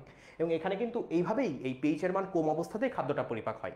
কিন্তু আমার এক স্যার আমাকে শেখাইছিল এভাবে, পাকস্থলীর নিচে তুমি যেখানেই যাবা, পাকস্থলীর নিচে তুমি যে স্থানেই যাও না কেন, তোমার পিএইচ এর মান যদি বেশি না হয়, কি বললাম, তোমার পিএইচ এর মান যদি বেশি না হয়, বা যদি খাবারটাকে তুমি অ্যালকালাইন করতে না পারো, কি করতে না পারো, ক্ষারীয় করতে না পারো, খাঁটি বাংলায় বলি, যদি খাবারটাকে তুমি ক্ষারীয় করতে না পারো, তাহলে ওই খাবার পরিপাক হবে না। তার মানে যখন এই ডিওডেনাম, এই যে পার্টটা, ইউ আকৃতির পার্টটা যেটাকে আমরা বলছি ডিওডেনাম, এখানে খাবারটা আসে, ওই ডিওডেনামের মূল কাজ হয়, এখন যে করেই হোক, যে রস মিশাইয়ে হোক না কেন, এই যে অ্যাসিডিক খাবারটা, এটাকে আমার এখন ক্ষারীয় বানাইতে হবে। কারণ ক্ষারীয় না বানাইলে এর মধ্যে আমার খাবারটা পরিপাকও হবে না, আর ওই খাবার যদি পরিপাক না হয় আমার খাবার শোষণও হবে না। বুঝছো? তাহলে সেই হিসেবে ডিওডেনামের মূল কাজটা কি হয় বলো? ডিওডেনাম এই জায়গাতে মূল যে কাজটা করে, দেখো, ডিওডেনাম, হ্যাঁ, এ মূলত হচ্ছে ক্ষারীয় তরল মিশিয়ে খাবারটা পরিপাক শুরু করে। কি করে? খাবারটা পরিপাক শুরু করে। খাবারের যখন পরিপাক হয়, কিছু পরিমাণ এখানে কিন্তু শোষণও হয়, কিছু পরিমাণ কি হয়, শোষণও হয়। তার মানে কিছু পরিমাণ পরিপাকও হচ্ছে, কিছু পরিমাণ শোষণও হচ্ছে। এবং বলা হয় যে অ্যাকচুয়ালি সব থেকে বেশি পরিপাকটা এই ডিওডেনামের মধ্যে হয়। কি বললাম? সব থেকে বেশি পরিপাকটা ডিওডেনামের মধ্যে হয়। ডিওডেনামের পর একটা অংশ আছে যেটার নাম হচ্ছে জেজুনাম। কি বলো? জেজুনাম। তাইলে দেখো, আমি একটু আগেই বললাম সব থেকে বেশি পরিপাক কিন্তু আমার ডিওডেনামের মধ্যে হয়ে গেছে, সব থেকে বেশি পরিপাক আমার ডিওডেনামে হয়ে গেছে। তাহলে এই জায়গাতে জেজুনামে পরিপাক কি আর ডিওডেনামের মতো হবে বলো? জেজুনাম, এই জেজুনামে পরিপাক কি আর ডিওডেনামের মতো হবে? হবে না। তাহলে পরিপাক কিন্তু এখানে কম হবে। কিন্তু এখানে পরিপাক কম হবে মানে কি? এখানে শোষণের অবাধ সুযোগ। এখানে কি বলো? শোষণের অবাধ সুযোগ। তাহলে এখানে কিন্তু শোষণ বেশি হবে। শোষণ সব থেকে বেশি, এটা লিখে রাখো, শোষণ সব থেকে বেশি হবে। শোষণ কি হবে বলো? সব থেকে বেশি হবে। ঠিক আছে? আচ্ছা, এরপর জেজুনামের পর একটা অংশ আছে যেটাকে বলা হয় ইলিয়াম। কি বলা হয় বলো? ইলিয়াম বলা হয়। এটা কি নিচে চলে যাচ্ছে? আমি নিচে লিখি।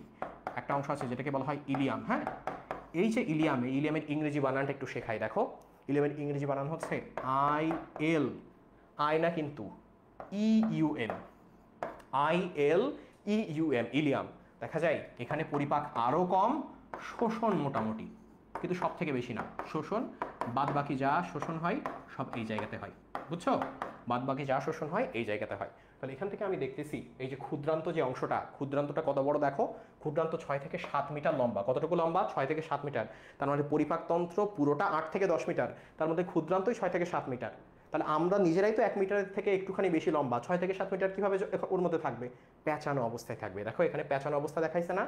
আমাদের যে হিউম্যান বডি, আমরা যখন অটোপসি দেখছি, আমরা নিজ চোখে দেখছি যে আরও বেশি পেঁচানো। বইতে তো ছবি দেখছি ফার্স্ট ইয়ারে, সেকেন্ড ইয়ারে, থার্ড ইয়ারে যখন অটোপসি দেখতেছি, হ্যাঁ, যখন আমাদের সামনে একটা মানুষ কাটা হচ্ছে আমরা দেখতেছি আরও বেশি পেঁচানো। কারণ ওর মধ্যে কিন্তু 6 থেকে 7 মিটার লম্বা এরকম ক্ষুদ্রান্ত থাকে। ঠিক আছে?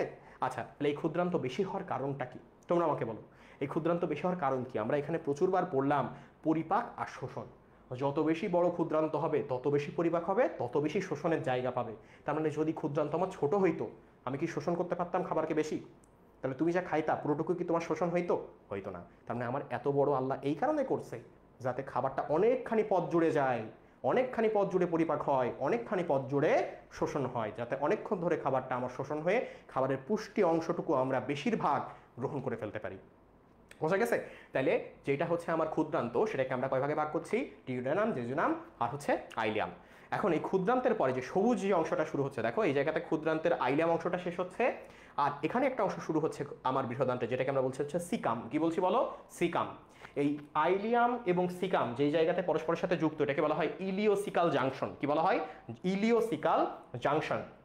তাহলে ইলিওসিকাল জাংশনটাকে সহজ ভাষায় বলি যে জাংশন হচ্ছে সেই জায়গা, জাংশন হচ্ছে সেই জায়গা যেখানে দুইটা অংশ এসে পরস্পরের সাথে মেলে।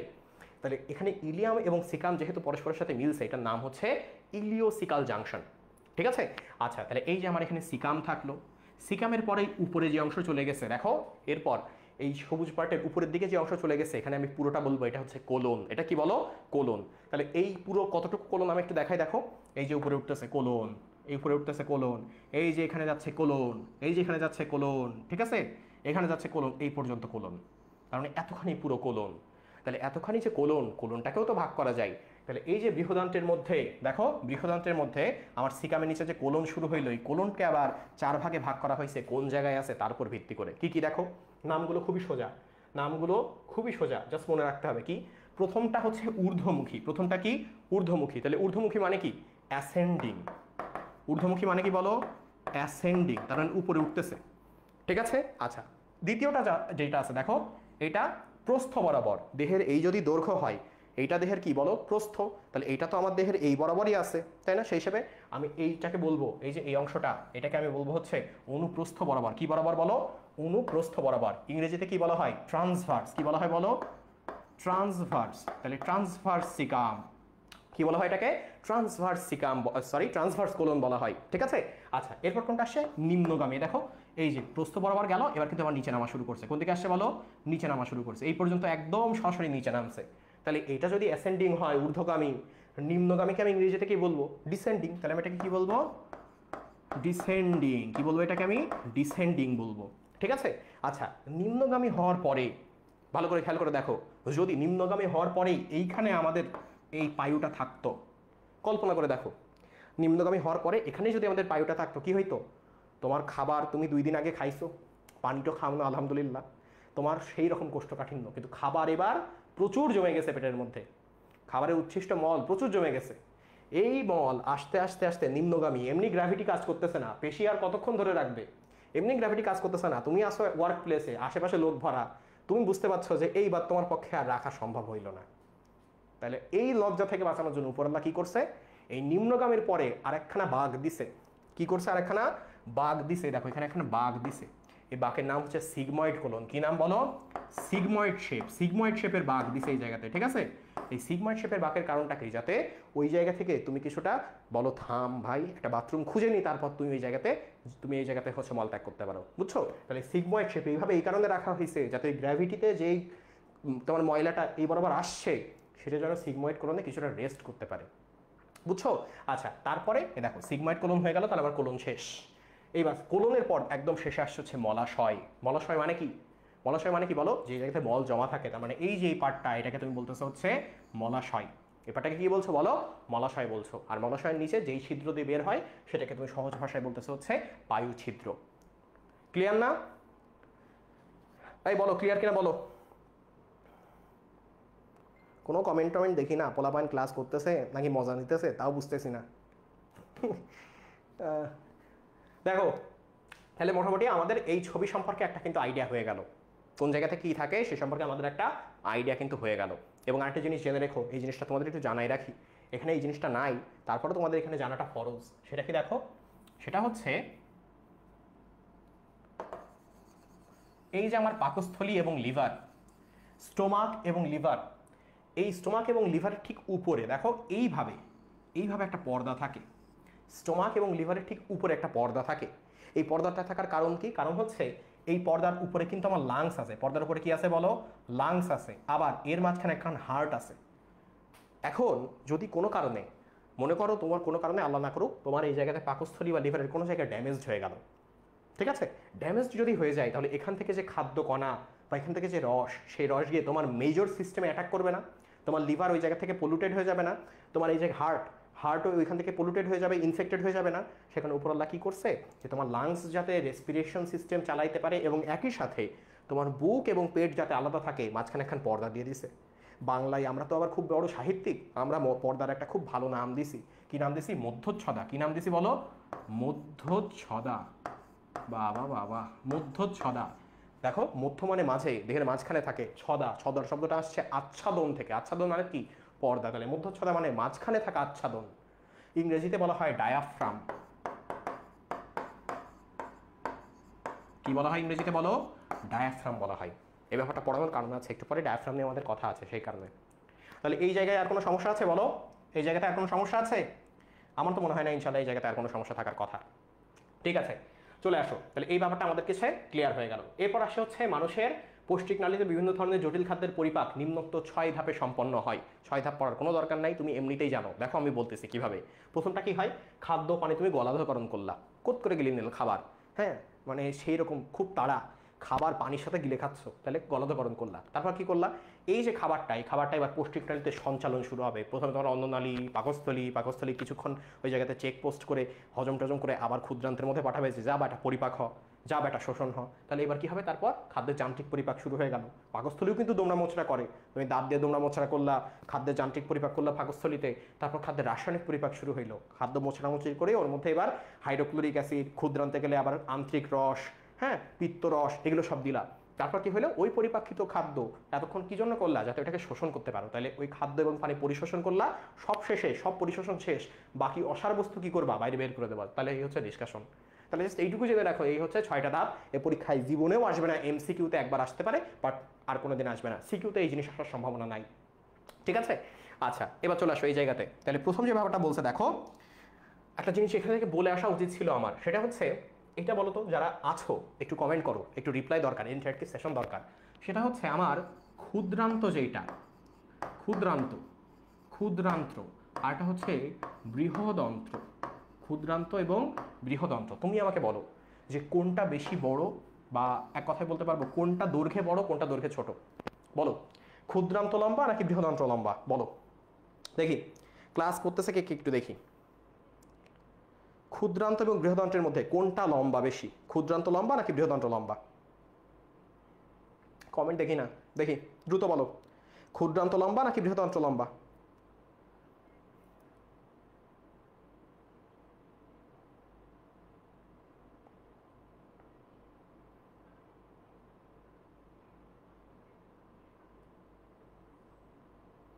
এই কথা কি শোনা যায় না? কথা কি শোনা যায়?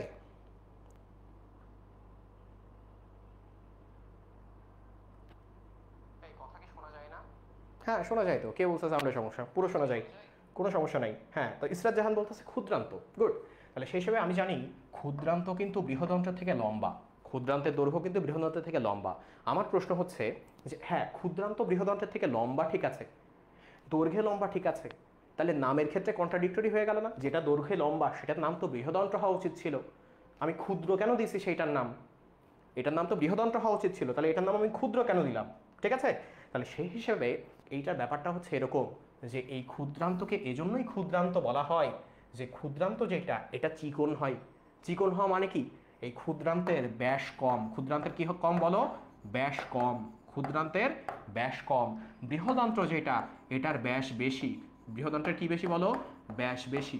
যেহেতু দৈর্ঘ্যের ক্ষেত্রে ক্ষুদ্রান্ত বড় হলেও এই ক্ষুদ্রান্তের ব্যাস কম, তাই এটাকে বলা হয় ক্ষুদ্র অন্ত্র। ক্ষুদ্র অন্ত্রকে একসাথে আমি কি বলছি? ক্ষুদ্রান্ত। বৃহদন্ত্র তার মানে কি? বৃহৎ অন্ত্র। সন্ধি বিচ্ছেদ করলে তো তাই পাই, বৃহৎ অন্ত্র। তাহলে বৃহদন্ত্রের ক্ষেত্রে ব্যাস বেশি বলেই আমি বৃহদন্ত্রের ক্ষেত্রে এটাকে বৃহদন্ত্র বলি, যদিও এটা দৈর্ঘ্য কম। তাহলে এই ক্ষুদ্রান্তের ব্যাস কম হওয়ার কারণ কি? ব্যাস যত কম হবে খাবার তত বেশি ক্রাউডেড অবস্থায় ঢুকবে। কি বললাম? ব্যাস যত কম খাবার তত ক্রাউডেড অবস্থায় ঢুকবে, ফলে পরিপাক এবং শোষণ দুইটাই বেশি হবে। তাহলে ব্যাস কম হওয়ার কারণ কি? পরিপাক এবং শোষণ বেশি হওয়া। আর এখানে ব্যাস বেশি হওয়ার কারণ কি? বেশি হওয়ার কারণ হচ্ছে যেই অসার অংশটুকু আছে সেটা যাতে বেশিক্ষণ এই বৃহদন্ত্রের মধ্যে থাকতে পারে। এটা তো জানো যে যে মল অংশটা আছে, হ্যাঁ মলের কিন্তু অনেকগুলো স্টেজ থাকে, এই মলটা কিন্তু এই পুরো যে বৃহদন্ত্র এর মধ্যে জমা থাকে। মল কোথায় বলো? এই পুরো বৃহদন্ত্রের মধ্যে জমা থাকে, বুঝছো? আচ্ছা ঠিক আছে, তাহলে আমরা আমাদের কথায় চলে আসি। আবার দেখো, এবার বলতেছে মানুষ সর্বভুক প্রাণী। কি প্রাণী বলো? সর্বভুক প্রাণী। তো এই সর্বভুক প্রাণীর ক্ষেত্রে যে শব্দটা ইউজ করছে সেটা হচ্ছে অমনিভোরাস। কি শব্দ ইউজ করছে বলো? অমনিভোরাস শব্দ ইউজ করছে। এখন দেখো একটা তোমরা প্রিফিক্স শুনছো না, অমনি। অমনি প্রিফিক্সের মানে কি বলো? অমনি মানে হচ্ছে সর্ব। অমনি মানে কি বলো? সর্ব। আর ভোরাস কি বলো? ভোরাস। ভোরাস মানে হচ্ছে খাওয়া। তাহলে যে লোক সর্বকিছু খায় তাকে বলা হয় অমনিভোরাস। যে লোক সর্বকিছু খায় তখন সেটাকে আমরা বলবো হচ্ছে অমনিভোরাস। এরকম অনেক কিছু আসে, যেরকম আমি যদি বলি হার্বাল শব্দ শুনছো না? কলকাতা হার্বালের তো চারপাশে পোস্টার দেখো না? তাহলে এই যে হার্ব মানে কি বলো? হার্ব মানে হচ্ছে তৃণ। তাহলে ঘাস ফড়িংয়ের মতো যেসব প্রাণী তৃণ খেয়ে বড় হয় তাদেরকে আমি কি আর অমনিভোরাস বলবো? তারা তো সব কিছু খায় না, তখন সেটাকে আমি বলবো হার্বিভোরাস। কি বলবো বলো? হার্বিভোরাস। হার্বিভোরাস বলবো। ঠিক আছে? আবার দেখো কিছু কিছু প্রাণী যেমন হাইড্রা। কোন প্রাণী বলো? হাইড্রা। হাইড্রা কি তোমার ঘাস লতা পাতা খেয়ে বাঁচে? তুমি তো এই জিনিস পড়ে পড়ে মুখে ফেনা তুলে ফেলছো। হাইড্রা একটা মাংসাশী প্রাণী। তাহলে মাংসাশী ইংরেজি কি দেখো? মাংসাশী ইংরেজি কিন্তু সেই ক্ষেত্রে আসছে হচ্ছে কার্নিভোরাস। কোনটা আসছে বলো? কার্নিভোরাস। কার্নিভোরাস আসছে। কারণ এই যে কার্নি শব্দটা কি জানো? কার্নি মানে হচ্ছে ফ্লেশ। কার্নি মানে কি বলো? ফ্লেশ বা মাংস। কার্নি মানে ফ্লেশ বা মাংস। তাহলে কার্নিভোরাস, ভোরাস মানে খাওয়া। মাংস খায় যে তার নাম হচ্ছে মাংসাশী। মাংস খায় যে তার নাম কি বলো? মাংসাশী। তাহলে এই একটা পাইলাম, মানুষ কি বলো? অমনিভোরাস। কারণ আমরা মার বকুনি খেয়ে শাক পাতাও খাই, আবার মা চলে গেলে ঠিকই খুঁজি যে আজকে মাংস রান্না হয়েছে কিনা। মানে মাংসও যেহেতু খাচ্ছি, শাক পাতাও খাচ্ছি, হার্ব খাচ্ছি, তাই আমাদের কি বলা হচ্ছে? অমনিভোরাস। ক্লিয়ার? আচ্ছা, ঠিক আছে। এরপর দেখো, তাইলে সর্বভোগ, এখানে একটা মজার জোক মনে আসছিল, বাট জোকটা একটু আউট অফ এজ বলে আমি জিনিসটা বললাম না। যাই হোক, দেখো তাহলে সেই হিসেবে আমরা মানুষ কিন্তু সর্বভোগ। এখন এখানে একটা ছক দেওয়া আছে যে আমরা যে ধরনের খাবার খাই এই খাবারকে অ্যাকচুয়ালি কি কি পুষ্টি উপাদানের লেভেল করা যায়। এখানে 6টা ছক আছে। কয়টা ছক আছে? ছকে 6টা উপাদান আছে। কি কি? একদম প্রথম 3টা হচ্ছে শর্করা, আমিষ, স্নেহ। প্রথম 3টা কি? শর্করা, আমিষ, স্নেহ। আমরা জানি শর্করা মানে কি? কার্বোহাইড্রেট। আমিষ ইংরেজি কি? প্রোটিন। স্নেহ ইংরেজি কি? লিপিড। এরপর যেটা আছে সেটা হচ্ছে ভিটামিন, তারপর হচ্ছে খনিজ লবণ, আর তারপর হচ্ছে পানি। এই 6টা উপাদান। তো আমরা প্রথম এই 3টা উপাদান পরবর্তীতে আলোচনা করবো, আগে এই 3টা উপাদানের আলোচনায় আসি। দেখো ভিটামিনের কথা। তো আমাদের এই জায়গাতে পরীক্ষায় একবার এমসিকিউ আসছিল যে ভিটামিন অ্যাকচুয়ালি আমাদের ডেইলি কি পরিমাণ পরিণত হয় আমাদের একটা সুষম খাদ্যে। সুষম খাদ্য কাকে বলে? মাজেদ আমের বইতে সুষম খাদ্যের একটা সংজ্ঞা আছে। সেটা হচ্ছে যে খাদ্য উপাদানে আমাদের এই 6টা খাদ্যই থাকে, যে খাদ্যে এই 6টা খাদ্য উপাদানই থাকে তখন সেইটাকে আমরা বলি হচ্ছে সুষম খাদ্য। তাহলে সুষম খাদ্যে আমার দৈনিক কি পরিমাণ এই ভিটামিন থাকা উচিত? দেখো 5500 থেকে 5600 মিলিগ্রাম। কত বলো? 5500 থেকে 5600 মিলিগ্রাম। এখন ভিটামিনের কাজ কি কি বলছে? প্রথম কাজটা বলছে হচ্ছে পুষ্টি, দ্বিতীয় কাজ বলছে হচ্ছে বৃদ্ধি, তৃতীয় কাজ বলছে হচ্ছে রোগ প্রতিরোধ। কি কি বলছে বলো? প্রথম কাজ বলছে পুষ্টি, তারপর বলছে বৃদ্ধি, তারপর রোগ প্রতিরোধ। তার মানে হিসেবে এটা পুষ্টিতেও কাজ করতেছে, আমাদের গ্রোথেও কাজ করতেছে, রোগ প্রতিরোধ ক্ষমতা বা আমাদের ইমিউনিটি বাড়াচ্ছে। ইমিউনিটি শব্দ শুনছো না বলো? এই ইমিউনিটি শব্দ শুনছো কিনা বলো? তার মানে এটা কিন্তু আমাদের রোগ প্রতিরোধ ক্ষমতায় ভূমিকা রাখতেছে। যেমন ধরো আমি যদি বলি ভিটামিন সি। কোনটা বলো? Vitamin C. এই ভিটামিন সির কাজ জানো? ভিটামিন সির কাজ জানো? যে অনেক ক্ষেত্রে যদি মানুষ দুর্বল হয়ে যায় বা আমরা দেখি যে তার দেহে দুর্বলতা আসছে, আমরা বলি ভিটামিন সি খান। অনেক ক্ষেত্রে মানুষের যদি কোনো ধরনের অ্যাক্সিডেন্ট হয় এবং তার যদি কেটে যায়, কোনো জায়গায় ধরো ক্ষত হয়েছে, বা ধরো অন্ত্রের মধ্যে প্রচুর পরিমাণ ইরোশন হয়েছে, ক্ষত হয়েছে, আমরা বলি ভিটামিন সি খান। কারণ ওইটা ক্ষত খুব দ্রুত শুকিয়ে দেয় বা ক্ষত খুব দ্রুত পূরণ করে। তাহলে ভিটামিন সি কি আমার দেহে বৃদ্ধি করছে না? করছে। আবার দেখো ভিটামিন ডি। কোন ডি? Vitamin D. এই যে ভিটামিন ডি, ভিটামিন ডি আমাদের দেহে ক্যালসিয়ামের শোষণ বাড়ায়। কোনটা শোষণ বাড়ায়? ক্যালসিয়াম 2+ আয়নের শোষণ বাড়ায়। ঠিক আছে? অন্ত্র থেকে ক্যালসিয়াম 2+ আয়নকে শোষণ করে ভিটামিন ডি। এখন এই ক্যালসিয়ামটা কোথায় থাকে বলো? অন্ত্রে থাকে। তাহলে যদি কারো ক্ষেত্রে ভিটামিন ডিটা কমে যায় কি হবে? ক্যালসিয়াম কমে যাবে। আর ক্যালসিয়াম কমে গেলে কি হবে? হাড়ের রোগ হবে। পড়ছো না? অস্টিওম্যালাসিয়া, অস্টিওপোরোসিস, বাচ্চাদের ক্ষেত্রে হয় রিকেটস, নাম শুনছো না? তাহলে এই যে ভিটামিন ডি, এটা যদি কমে যায়, ক্যালসিয়ামের শোষণ কমে যাবে, তাহলে ওই রোগগুলো হবে। তাহলে এই ভিটামিন ডি আমাদের দেহে প্রচুর পরিমাণে থেকে কী লাভ হয়েছে? ক্যালসিয়ামের শোষণটা ঠিক আছে, ফলে আমরা কিন্তু এখনো পর্যন্ত মজবুত আছি। তার মানে আমাদের কিন্তু ভিটামিনটা সরাসরি কিন্তু বিক্রিয়াতেও কাজ করতেছে, গ্রোথেও কাজ করতেছে, আবার পুষ্টিও দিচ্ছে আমাদের, তাই না? আচ্ছা, এরপর দেখো, এরপর বলতেছে খনিজ লবণ। কোনটা আসছে? খনিজ লবণ। তাহলে খনিজ লবণ কতটুকু প্রয়োজন? এইটার উত্তর হচ্ছে যে প্রতিদিন 8 থেকে 10 গ্রাম খনিজ লবণ প্রয়োজন। খনিজ মানে কি? যেটা আমরা কিন্তু ভূপৃষ্ঠ থেকে পাই। ভূপৃষ্ঠ থেকে যেই তুমি প্রাণী বলো কি উদ্ভিদ বলো, তারা যখন খাবার খায় তখন তার দেহেও খনিজ চলে আসে। যেমন এই যে সোডিয়াম একটা, পটাশিয়াম একটা। এখন তোমরা এটা জানো কিনা জানি না, এখান থেকে তোমাদের একটা সচেতনতা অ্যাডভাইসও দিয়ে দিই। সেটা হচ্ছে এই গরমের মধ্যে হুট করে স্যালাইন খাও না, খাবা না। অলরেডি পোস্ট দেখছো অনেক জায়গাতে, তারপরে বলছি গরমের মধ্যে হুট করে 3-4টা স্যালাইন মিশিয়ে যে খাও, এই স্যালাইন খেয়ে তুমি যতটা ভাবছো যে শান্তি পাচ্ছ, তোমার বডি কিন্তু শান্তি পাচ্ছে না। কারণ আমাদের দেহে এই খনিজ লবণের একটা নির্দিষ্ট রেঞ্জ থাকে, তুমি যদি ওই রেঞ্জটাকে কমাই ফেলো তাহলেও সমস্যা, রেঞ্জকে যদি বাড়াই ফেলো তাহলেও সমস্যা, বুঝছো? তো আমাদের দেহে সব থেকে বেশি যে এই খনিজগুলো লাগে, হ্যাঁ, বা সব থেকে কমন, সেটা হচ্ছে ধরো সোডিয়াম, হ্যাঁ, সোডিয়াম লাগে, ক্লোরাইড লাগে, পটাশিয়াম লাগে, বাইকার্বনেট লাগে, এগুলো হচ্ছে সব থেকে কমন খনিজ। তাহলে এই খনিজ লবণগুলো যদি আমি আমার দেহে প্রতিনিয়ত সাপ্লাই না দিই খাবারের মাধ্যমে, তাহলে আমার দেহে পুষ্টি এবং বৃদ্ধি হবে? হবে না কিন্তু। তাহলে সেই হিসাবে আমাদের কোষের মধ্যে, এক কথায় দেখো, আমাদের কোষের মধ্যে এই সব খনিজের সাপ্লাই লাগে। প্রথম এই কারণে খনিজ দরকার। দ্বিতীয় আরেকটা কারণ, সেটা হচ্ছে আমরা জানি যে একটা নিউরন আর একটা নিউরন এর মাঝখানে কি থাকে? সিনাপস থাকে না? এই সিনাপসের নাম শুনছো না? এখন এক নিউরন থেকে আর এক নিউরনে এই যে সিনাপস দিয়ে বিভিন্ন নার্ভের সিগন্যাল আসবে, নার্ভের সিগন্যাল আসে বলেই তো এই যে আমি হাত নড়াইতে চাচ্ছি, হাত নড়াইতে পারলাম। নার্ভের সিগন্যাল আসছে বলেই আমি হাতের এই মাসলগুলোতে সিগন্যাল দিতে পারলাম, তাই না? তাহলে এই নার্ভ সিগন্যাল দিতে গিয়েও আমার খনিজ লাগে, নার্ভ সিগন্যাল দিতে গিয়েও আমার খনিজ লাগে, যেগুলো আয়ন আকারে এই জায়গাতে নার্ভ সিগন্যাল বহল করে নিয়ে যায়। তাহলে সেই হিসেবে এই জায়গাতে যদি আমার কোনোভাবে খনিজের অভাব হয়, আমি কি মস্তিষ্ক থেকে পাঠানো যে কোনো একটা নার্ভ সিগন্যালকে শেষ পর্যন্ত এই ইফেক্ট অর্গানে আনতে পারবো? পারবো না। আরেকটা কাজ, সেটা হচ্ছে পেশি। আরেকটা কাজ হচ্ছে পেশির সঞ্চালন। আরেকটা কাজ কি বলো? পেশির সঞ্চালন। আমি খুব ডিপে পড়াচ্ছি, এখানে একটু বোরিং মনে হতে পারে, একটু ডিপে পড়াচ্ছি সেখানে বোরিং মনে হতে পারে, বুঝছো? এই পেশির সঞ্চালন, এই যে পেশি সংকুচিত করলাম না, পেশি প্রসারিত করলাম না, পুরোটা খনিজের কারণে। যদি আমার খনিজ না থাকতো, এই পেশির সঞ্চালন বা কন্ট্রাকশন হওয়া সম্ভব ছিল না।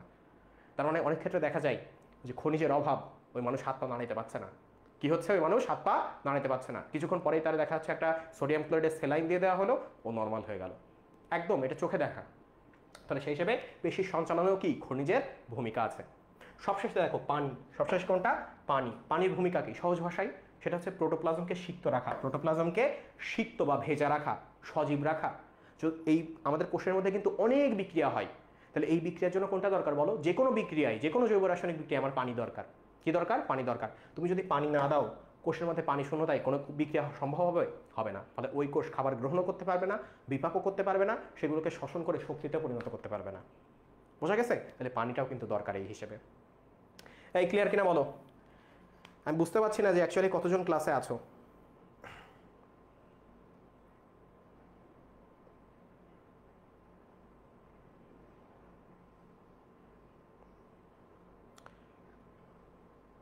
ক্লাসে কি কেউ আদৌ আসো? বুঝতেছি না, আমি আসলেই বুঝতেছি না। হ্যাঁ, কোনো কমেন্টও দেখতেছি না, আমি লাইভে কতজন আছে তাও বুঝতেছি না। দেখো, তাহলে সেই হিসেবে কিন্তু আমাদের এই 3টে খাদ্য উপাদান হয়ে গেল। এরপর আমাদের ওই প্রথম 3টা খাদ্য উপাদান আছে। কি কি আছে? শর্করা আছে, আমিষ আছে এবং স্নেহ আছে। আচ্ছা, তুমি যদি একটু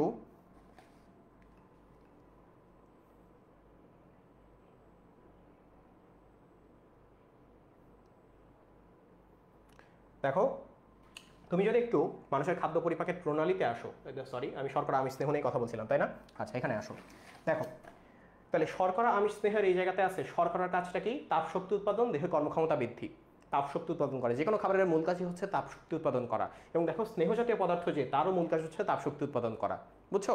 আমরা একটা কথা বলি না, ফ্যাট বার্নস, ফ্যাট বার্ন করলে সোয়েটিং হয় বলি না?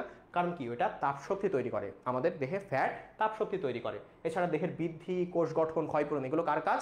আমিষের কাজ। এখন এই বিষয়টা নিয়ে সব থেকে ভালো আছে নিচের এই ছকটাতে। দেখো, প্রথম যেটা আছে সেটা হচ্ছে শর্করা। হ্যাঁ, শর্করাকে আমরা ইংরেজিতে কি বলি? কার্বোহাইড্রেট বলি। শর্করাকে কি বলি বলো? কার্বোহাইড্রেট বলি। এখন এই যে শর্করা, আমরা কি কি শর্করা গ্রহণ করি বলো তো? আমরা মূলত কি কি শর্করা গ্রহণ করি? আমরা মূল যে শর্করাটা গ্রহণ করি সেটা হচ্ছে স্টার্চ। কি গ্রহণ করি? স্টার্চ গ্রহণ করি। হ্যাঁ, মাঝে মাঝে যখন মাশরুম খাই, তখন মাশরুমের মধ্যে আমরা এখান থেকে আবার গ্লাইকোজেন পাই। কি পাই বলো? গ্লাইকোজেন পাই। তাহলে আমরা স্টার্চও গ্রহণ করি, আমরা গ্লাইকোজেনও গ্রহণ করি। এছাড়া যখন শাকসবজি খাওয়া হয়, উদ্ভিজ্জ উৎস থেকে খাওয়া হয়, তখন কোনটা গ্রহণ করি বলো তো? তখন আমরা সেলুলোজ গ্রহণ করি। কোনটা গ্রহণ করি বলো? সেলুলোজ গ্রহণ করি। ঠিক আছে, আমরা সেলুলোজ গ্রহণ করি। এখন এই সবগুলো কি আমার দেহে অ্যাকচুয়ালি পরিপাক হয়? এই যে স্টার্চ, দেখো, এই শর্করাকে পরিপাক করার জন্য তো আমার অফকোর্স একটা এনজাইম লাগবে। তো এই যে স্টার্চ, এই স্টার্চের অপর নাম হচ্ছে অ্যামাইলেজ। স্টার্চের অপর নাম কি? অ্যামাইলেজ। অ্যামাইলেজ।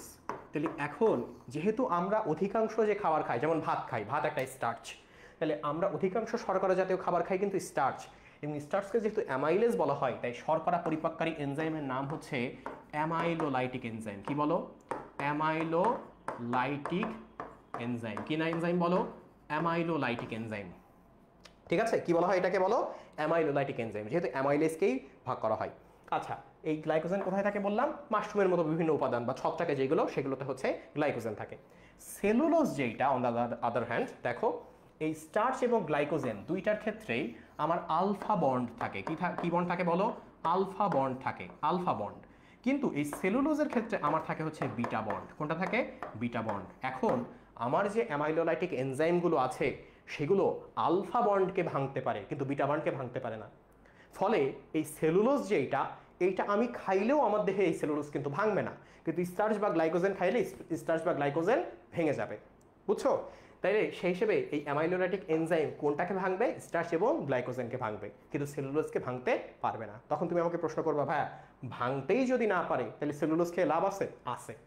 সেলুলোজ যদি তুমি খাও তাহলে যাদের কনস্টিপেশনের সমস্যা আছে, কোষ্ঠকাঠিন্যের সমস্যা আছে, এই সেলুলোজ কোষ্ঠকাঠিন্যের সমস্যা কমায়। আমাদের হুমায়ুন আহমেদ স্যারের বই পড়ছো না?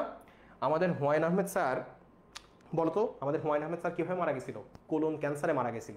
এই কোলন ক্যান্সারের হারও কমায় তুমি যদি সেলুলোজ খাও। সেই কারণেই মা বলে যে শাকসবজি খা, শাকসবজি খা। এত সবজি খাওয়ার জন্য সাথে সে জানে না, এত সায়েন্স জানে না, বাট সে তোমার ভালোটা জানে যে কোনটা হইলে আমার সন্তানের ভালো হবে। এই কারণে সেলুলোজ খাইতে পারে। বুঝছো? তাহলে এই অ্যামাইলোলাইটিক এনজাইম দিয়ে তুমি যখন শর্করাকে ভাঙবা তখন এটা কিসে পরিণত হবে বলো? গ্লুকোজে পরিণত হবে। তার মানে অনেকগুলো ধাপ শেষে তুমি এটাকে গ্লুকোজে পরিণত করতে পারবা। তাহলে এই হচ্ছে আমার শর্করা। ঠিক আছে, তাহলে শর্করা সম্পর্কে এইগুলোই আমরা জানলাম। এখন দেখো শর্করা যেটা, এইটা যখন এই গ্লুকোজে পরিণত হইল, এই গ্লুকোজ কিন্তু গ্লুকোজ আকারেই থাকে না। আমরা একটু আগে পড়ছিলাম, যখন ওই যে আমরা পড়ছিলাম হচ্ছে অ্যানাবলিজম পড়ছিলাম। অ্যানাবলিজমের ক্ষেত্রে আমরা পড়ছিলাম যে গ্লুকোজটা কিন্তু গ্লাইকোজেনে পরিণত হয়। কিসে পরিণত হয় বলো? গ্লাইকোজেনে পরিণত হয়, এবং এই গ্লাইকোজেনে পরিণত অবস্থায় লিভার এবং মাসলে এটা জমা থাকে। তাহলে সেই সময় আমি জানি যে শর্করা যেটা, সেই শর্করাটা গ্লুকোজে ঠিকই পরিণত হয়, কিন্তু আমার দেহের মধ্যে গিয়ে আবার গ্লাইকোজেন আকারে জমা থাকে অথবা গ্লুকোজ আকারে কিছু ব্যয় হয়ে যায়। এই হচ্ছে শর্করা সম্পর্কিত কথা। শর্করার পরে যদি আমরা এবার একটু প্রোটিনের কথায় আসি বা আমিষের কথায় আসি, দেখো আমরা জানি প্রোটিনের ক্ষেত্রে, প্রোটিন যেটা, হ্যাঁ, প্রোটিনকে ভাঙলে পাওয়া যায় অসংখ্য অ্যামাইনো অ্যাসিড। কি অ্যাসিড পাওয়া যায় বলো? অসংখ্য অ্যামাইনো অ্যাসিড। অ্যামাইনো অ্যাসিডকে এ দিয়ে প্রকাশ করি। তো যদি আমি একটা প্রোটিন দেখি তাহলে আমি দেখবো এ একটা অ্যামাইনো অ্যাসিড, এ একটা অ্যামাইনো অ্যাসিড, এ একটা অ্যামাইনো অ্যাসিড, এ একটা অ্যামাইনো অ্যাসিড। এরা পরস্পরের মধ্যে যে বন্ড দিয়ে পরস্পরের সাথে যুক্ত হয় সেটাকে বলা হয় পেপটিক বন্ড। কি বলা হয়? Peptic bond, peptic bond. তাহলে সেই হিসেবে যেহেতু আমি বলছি প্রোটিনকে ভাঙতে যে এনজাইম লাগবে, লাইসিস মানে কি? ভাঙা। তাহলে প্রোটিনকে ভাঙতে যে এনজাইম লাগবে সেটার নাম আমি দেবো প্রোটিওলাইটিক এনজাইম। কি নাম দেবো বলো? Proteolytic enzyme. এবং ভেঙে সেটা কিসে পরিণত হবে? দিন শেষে এই অ্যামাইনো অ্যাসিডেই পরিণত হচ্ছে। ঠিক আছে, এরপর সবশেষে যেটা থাকে সেটা হচ্ছে লিপিড। ঠিক আছে, সবশেষে কি থাকে? লিপিড বা স্নেহদ্রব্য। আমরা জানি লিপিড দুই ধরনের হইতে পারে। লিপিড হইতে পারে ফ্যাট হইতে পারে লিপিড, অথবা অয়েল হইতে পারে। ঠিক আছে, চর্বি হইতে পারে অথবা তেল হইতে পারে। এখন এই লিপিডকে যখন তুমি ভাঙতে যাইবা তখন তোমার যে এনজাইম লাগবে, এই একই নাম, লিপিডকে লাইসিস করতে যে এনজাইম লাগবে সেটার নাম দেবো আমি লাইপোলাইসিস। কি নাম দেবো বলো? লাইপোলাইসিস। কি নাম দেবো বলো? নাম দেবো লাইপোলাইটিক। লাইপোলাইসিস করে তাই লাইপোলাইটিক এনজাইম। তাহলে লাইপোলাইটিক এনজাইম যখন এটাকে লাইসিস করবে, ওই ক্ষেত্রে আমি শুধু গ্লুকোজ পাইছিলাম, প্রোটিনের ক্ষেত্রে শুধু অ্যামাইনো অ্যাসিড পাইছিলাম, কিন্তু লিপিডকে ভাঙলে আমি কমপ্লেক্স দুইটা মৌল পাবো, কমপ্লেক্স দুইটা হচ্ছে যৌগ পাবো। কি কি? একটা হচ্ছে ফ্যাটি অ্যাসিড, একটা হচ্ছে কি বলো? ফ্যাটি অ্যাসিড, একটা হচ্ছে গ্লিসারল। কি বলো? একটা ফ্যাটি অ্যাসিড এবং একটা গ্লিসারল। এখন সংখ্যা নিয়ে একটুখানি আমার জানা উচিত। দেখো গ্লিসারল জিনিসটা কি? গ্লিসারল হচ্ছে যে এই মনে করো একটা কার্বন, তার সাথে আরেকটা কার্বন, তার সাথে একটা কার্বন, এই কার্বনের অন্যান্য হাত আছে। ঠিক আছে, এখন এই কার্বনের পরপর যদি তিনটা হাইড্রক্সিল মূলক থাকে, কি বললাম? এই কার্বনের পরপর তিনটা যদি হাইড্রক্সিল মূলক থাকে সেটাকে আমি বলবো গ্লিসারল। কি বলবো? সেটাকে আমি গ্লিসারল বলবো। সেটাকে আমি একটা গ্লিসারল বলবো। এখন ফ্যাটি অ্যাসিড জিনিসটা কি? ফ্যাটি অ্যাসিড মানে হচ্ছে এটা একটা অ্যাসিটিক অ্যাসিড বা একটা জৈব অ্যাসিড যেটাতে কার্বন সংখ্যা অনেক বড়। কি বললাম? কার্বন সংখ্যা অনেক বেশি বা কার্বন সিকলটা অনেক বেশি, এবং এটা একটা জৈব অ্যাসিড। তাহলে জৈব অ্যাসিডকে আমি কি দিয়ে প্রকাশ করি বলো? COOH দিয়ে প্রকাশ করি। কি দিয়ে প্রকাশ করি? COOH দিয়ে প্রকাশ করি। তাহলে তার সাথে অনেক কার্বন, যে কার্বনের শেষ নাই, তাই না? তার সাথে কি বলো? অনেক কার্বন, যে কার্বনের শেষ নাই, অনেক কার্বন। তারপর দেখো আরেকটা COOH, আরেকটা COOH। তাহলে এর সাথে আরো কার্বন, আরো কার্বন, আরো কার্বন। আবার দেখো আরেকটা COOH, আরো কার্বন, আরো কার্বন। এখন এটা দেখানোর কারণ কি? এত লেখার কারণটা কি? তো যখন এই লিপিড তৈরি হয় তখন কি হয় জানো, এই এক অণু গ্লিসারল তার এই হাইড্রক্সিলের সাথে এই COOH যুক্ত হয়ে এক অণু পানি বের হয়ে যায়, এক অণু পানি বের হয়ে যায়। আবার এই হাইড্রক্সিলের সাথে এই COOH যুক্ত হয়ে আর এক অণু পানি বের হয়ে যায়, এই হাইড্রক্সিলের সাথে এই COOH যুক্ত হয়ে আর এক অণু পানি বের হয়ে যায়, তাহলে 3 অণু পানি বের হইলো। 3 অণু পানি বের হয়ে যেটা তৈরি হয় সেটাকে আমি বলি লিপিড। কি হয় সেটাকে বলি লিপিড। তো লিপিডকে যখন আমি আবার পরিপাক করছি, দেখো লাইপোলাইটিক এনজাইম দিয়ে পরিপাক করছি, তখন কি হচ্ছে আমার দেহের পানি আবার এর সাথে যুক্ত হচ্ছে। ফলে যেই 3 অণু পানি বের হয়ে গেছিল সেই 3 অণু পানি যখন আমি ফেরত দিচ্ছি, এক অণু লিপিডকে আমি ভাঙছি, ভেঙে কয় অণু আমি ফ্যাটি অ্যাসিড পাচ্ছি, 1 অণু 2 অণু 3 অণু। তার মানে বললাম 1 অণু লিপিড ভেঙে 3 অণু ফ্যাটি অ্যাসিড পাই। এই 3 অণু ফ্যাটি অ্যাসিড কয় অণু গ্লিসারলের সাথে যুক্ত হয়েছিল, 1 অণু গ্লিসারল। তাহলে 3 অণু ফ্যাটি অ্যাসিড পাই বাট 1 অণু গ্লিসারল পাই। ঠিক আছে, তাহলে সেই হিসাবে সংখ্যাটা আমি একটু শিখে নিলাম যে লিপিডকে ভাঙলে যে ফ্যাটি অ্যাসিড এবং গ্লিসারল পাই তার অনুপাতটা কেমন। 3 অণু ফ্যাটি অ্যাসিড 1 অণু গ্লিসারল। বোঝা গেছে এই জিনিস? আচ্ছা, আশা করি বোঝা গেছে। তাহলে দেখো এই কথাগুলো এর মধ্যে বলছে। তাহলে এখানে অ্যামাইলোডাইটিক এনজাইমগুলোর নাম আছে দেখো, যেমন টায়ালিন যেটা আমাদের মুখে থাকে, হ্যাঁ, তারপর অ্যামাইলেজ, মল্টেজ, সুক্রেজ সবগুলো আমরা পড়বো। আমরা জানি যে এনজাইম হইলে লাস্টে এজ যুক্ত হয়। কি যুক্ত হয়? এজ। এই শব্দটা যুক্ত হলে আমি বুঝি যে এটা হচ্ছে এনজাইম। সুক্রোজকে যে এনজাইম ভাঙে তার নাম সুক্রেজ, মল্টোজকে যে ভাঙে হচ্ছে মল্টেজ, অ্যামাইলোজকে যে ভাঙে তার নাম হচ্ছে অ্যামাইলেজ। ঠিক আছে, আর টায়ালিন আমাদের লালাই থাকে। টায়ালিন কোথায় থাকে বলো? লালাই থাকে। এবং এই টায়ালিনের অপর নাম হচ্ছে আলফা অ্যামাইলেজ। কি বলো? Alpha amylase. টায়ালিনের অপর নাম হচ্ছে আলফা অ্যামাইলেজ। তাহলে এখানেও কিন্তু লেজ আছে। তো আলফা অ্যামাইলেজের অপর নাম আমরা টায়ালিন বলি। যাই হোক, তাহলে এই গেল হচ্ছে গ্লুকোজ। প্রোটিওলাইটিক এনজাইমের মধ্যে দেখো পেপসিন আছে, হ্যাঁ, ট্রিপসিন আছে, ট্রিপসিনের চাচাতো ভাই কাইমোট্রিপসিন আছে, অ্যামিনোট্রিপসিন আছে, নামগুলো সবই পরিচিত আমাদের। তারপর দেখো লাইপোলাইটিক এনজাইমের মধ্যে কি কি আছে? পাকস্থলীতে এক প্রকারের লাইপোলাইটিক এনজাইম আছে, হ্যাঁ, আবার অন্ত্রেও এক প্রকার হচ্ছে লাইপোলাইটিক এনজাইম আছে। তো এই যেটা পাকস্থলীতে থাকে ওটাকে বলে আমি পাকস্থলীয় লাইপেস, আর অন্ত্রে থাকলে বলে আন্ত্রিক লাইপেস। আবার ফসফোলাইপেস বলে একটা জিনিস আছে যেটা ফসফোলিপিডকে ভাঙে, তাই না? আবার দেখো কোলেস্টেরল এবং গ্লিসারল এই দুইটাকে ভাঙে, কোলেস্টেরল এবং গ্লিসারল এস্টারেজ। আর তারপর আছে হচ্ছে লেসিথিনেজ যেটা লেসিথিনকে ভাঙে। তাই নামের সাথেই আমার এনজাইমের পরিচয় হয়ে গেছে। নাম যা, এনজাইম নাও তার কাছাকাছি নাম। ঠিক আছে, আচ্ছা, তাহলে এই গেল হচ্ছে আমার এইটা।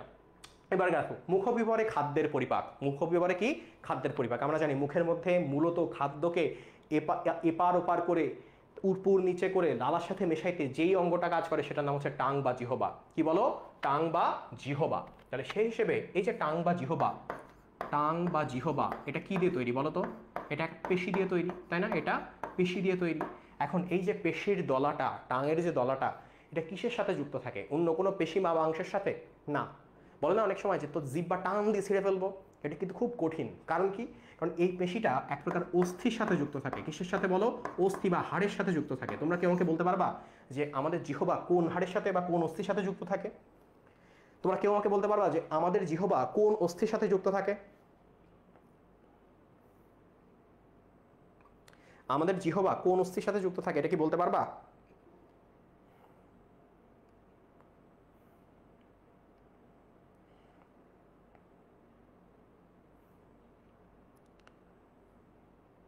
কিছুই দেখতেছি না।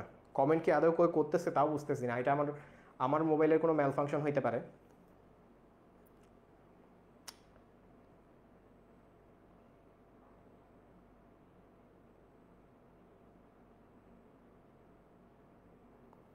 আচ্ছা দেখো, তাহলে সেই হিসেবে যে অস্থির সাথে যুক্ত থাকে এটার নাম আমি বলে দিই, সেটা হচ্ছে হাইওয়েড অস্থি। কোন অস্থি বলো? হাইওয়েড অস্থি। ঠিক আছে, আমাদের এই জায়গাতে হাইওয়েড অস্থি বলে একটা অস্থি থাকে। এই অস্থির সাথে এই জিহ্বাটা লাগানো থাকে এবং যখন অটোপসি করা হয় তখন এখান থেকে কাটা হয়, তো কেটে দেখা যায় যে এই জিহ্বা সহ ওই পুরো কণ্ঠনালী এভাবে ছিঁড়ে ফেলে নিচ থেকে ওই হাইওয়েড বোনের ওই জিহ্বার ওই অংশটুকু এভাবে টান দেয়, এখান থেকে জিহ্বা বের হয়ে আসে। বুঝছো? তাহলে এই হাইওয়েড বোনের সাথে কিন্তু আমার এই কি থাকে? জিহ্বা যুক্ত থাকে। এখন এই জিহ্বার মূল কাজটা কি বলো? জিহ্বার মূল কাজ দুইটা। এক হচ্ছে খাবারকে লালার সাথে মেশানো, দ্বিতীয় যে কাজ সেটা হচ্ছে খাবারের স্বাদ গ্রহণ করা, তাই না? তো স্বাদ কিভাবে গ্রহণ করব? স্বাদ গ্রহণ করার জন্য জিহ্বাতে কি থাকে? স্বাদকোরক থাকে। কি থাকে? স্বাদকুড়ি বা স্বাদকোরক থাকে, যেটাকে টেস্ট বার্ড বলা হয়। অনেক ক্ষেত্রে এটাকে বলা হয় টেস্ট বার্ড বলা হয়। ঠিক আছে, টেস্ট বার্ড বলা হয়। তো কি পরিমাণ স্বাদকুড়ি থাকে? প্রায় 10,000 স্বাদকুড়ি থাকে। এই তথ্যটা আমাদের সময় ছিল না, তোমাদের সময় যুক্ত করছে যে প্রায় 10,000 স্বাদকুড়ি থাকে জিহ্বাতে। এখন সব জায়গার স্বাদকুড়ি কিন্তু সব ধরনের স্বাদ নেয় না। যদিও এই যে থিওরিটা তোমাদের বইতেও আছে, আমাদের বইতেও ছিল যখন আমরা অ্যানাটমি পড়ছি, বাট এই থিওরিটা অনেকে সাপোর্ট করে না। হ্যাঁ, তারপরে আমরা পড়াই। সেটা দেখো, জিহ্বার একদম অগ্রভাগের যে এই অংশটা, অগ্রভাগের এই অংশে আমরা মিষ্টি স্বাদ অনুভব করি, কারণ ওখানকার যে টেস্ট বার্ডগুলো আছে সেগুলো মিষ্টি স্বাদ গ্রহণ করতে পারে। তার পেছনের যে দুই অংশ, সেই জায়গাতে লবণাক্ত বা সল্টি যে স্বাদগুলো সেগুলো আমরা গ্রহণ করতে পারি। ঠিক আছে, তার পেছনের যে দুই অংশ, সেখানে আমরা অম্লত্ব বা সহজ কথায় টক যে স্বাদটা সেটা গ্রহণ করতে পারি। আর জিহ্বার একদম পেছনের দিকে যে অংশটা, সেখানে আমরা তিতা অংশ বা তিতা স্বাদ যেটা সেটা গ্রহণ করতে পারি। ঠিক আছে, তাহলে সেই হিসেবে এই যে মিল্টা তেতো, এটা দিয়ে মনে রাখে অনেকে, মিল্টা তেতো এটা দিয়ে অনেকে মনে রাখে এই তিনটা স্বাদের নাম। মিল্টা তেতো, মতে মিষ্টি, লতে হচ্ছে আমার কি বলো লবণাক্ত, টতে হচ্ছে টক, আর তেতোতে তেতো। তা মিল্টা দিয়ে তেতো দিয়ে অনেকে মনে রাখে যে এই পরপর কি কি আমার স্বাদ আছে। ঠিক আছে, আচ্ছা এখন কথা হচ্ছে এই যে জিহ্বা, এই জিহ্বা তুমি যদি একটুখানি দেখো, এই জিহ্বার নিচে হুট করে হাত দিয়ে দেখো, এইখানে হাত দিয়ে দেখো, দেখো একটা লম্বা শিরার মতো অংশ, লম্বা একটা শিরার মতো অংশ জিহ্বাকে আটকায় রাখছে নিচের ওই নিচের যে গহ্বর এটার সাথে, নিচের যে তল, নিচের যে সারফেস এটার সাথে একটা একটা অংশ, একটা সুতার মতো একটা অংশ এটাকে আটকায় রাখছে। ওই অংশটার নাম হচ্ছে ফ্রেনুলাম। ওইটার নাম কি বলো? ওইটার নাম হচ্ছে ফ্রেনুলাম। ওইটার নাম ফ্রেনুলাম। এই ফ্রেনুলাম যদি না থাকতো কি হইতো জানো? ফ্রেনুলাম যদি না থাকতো কি হইতো?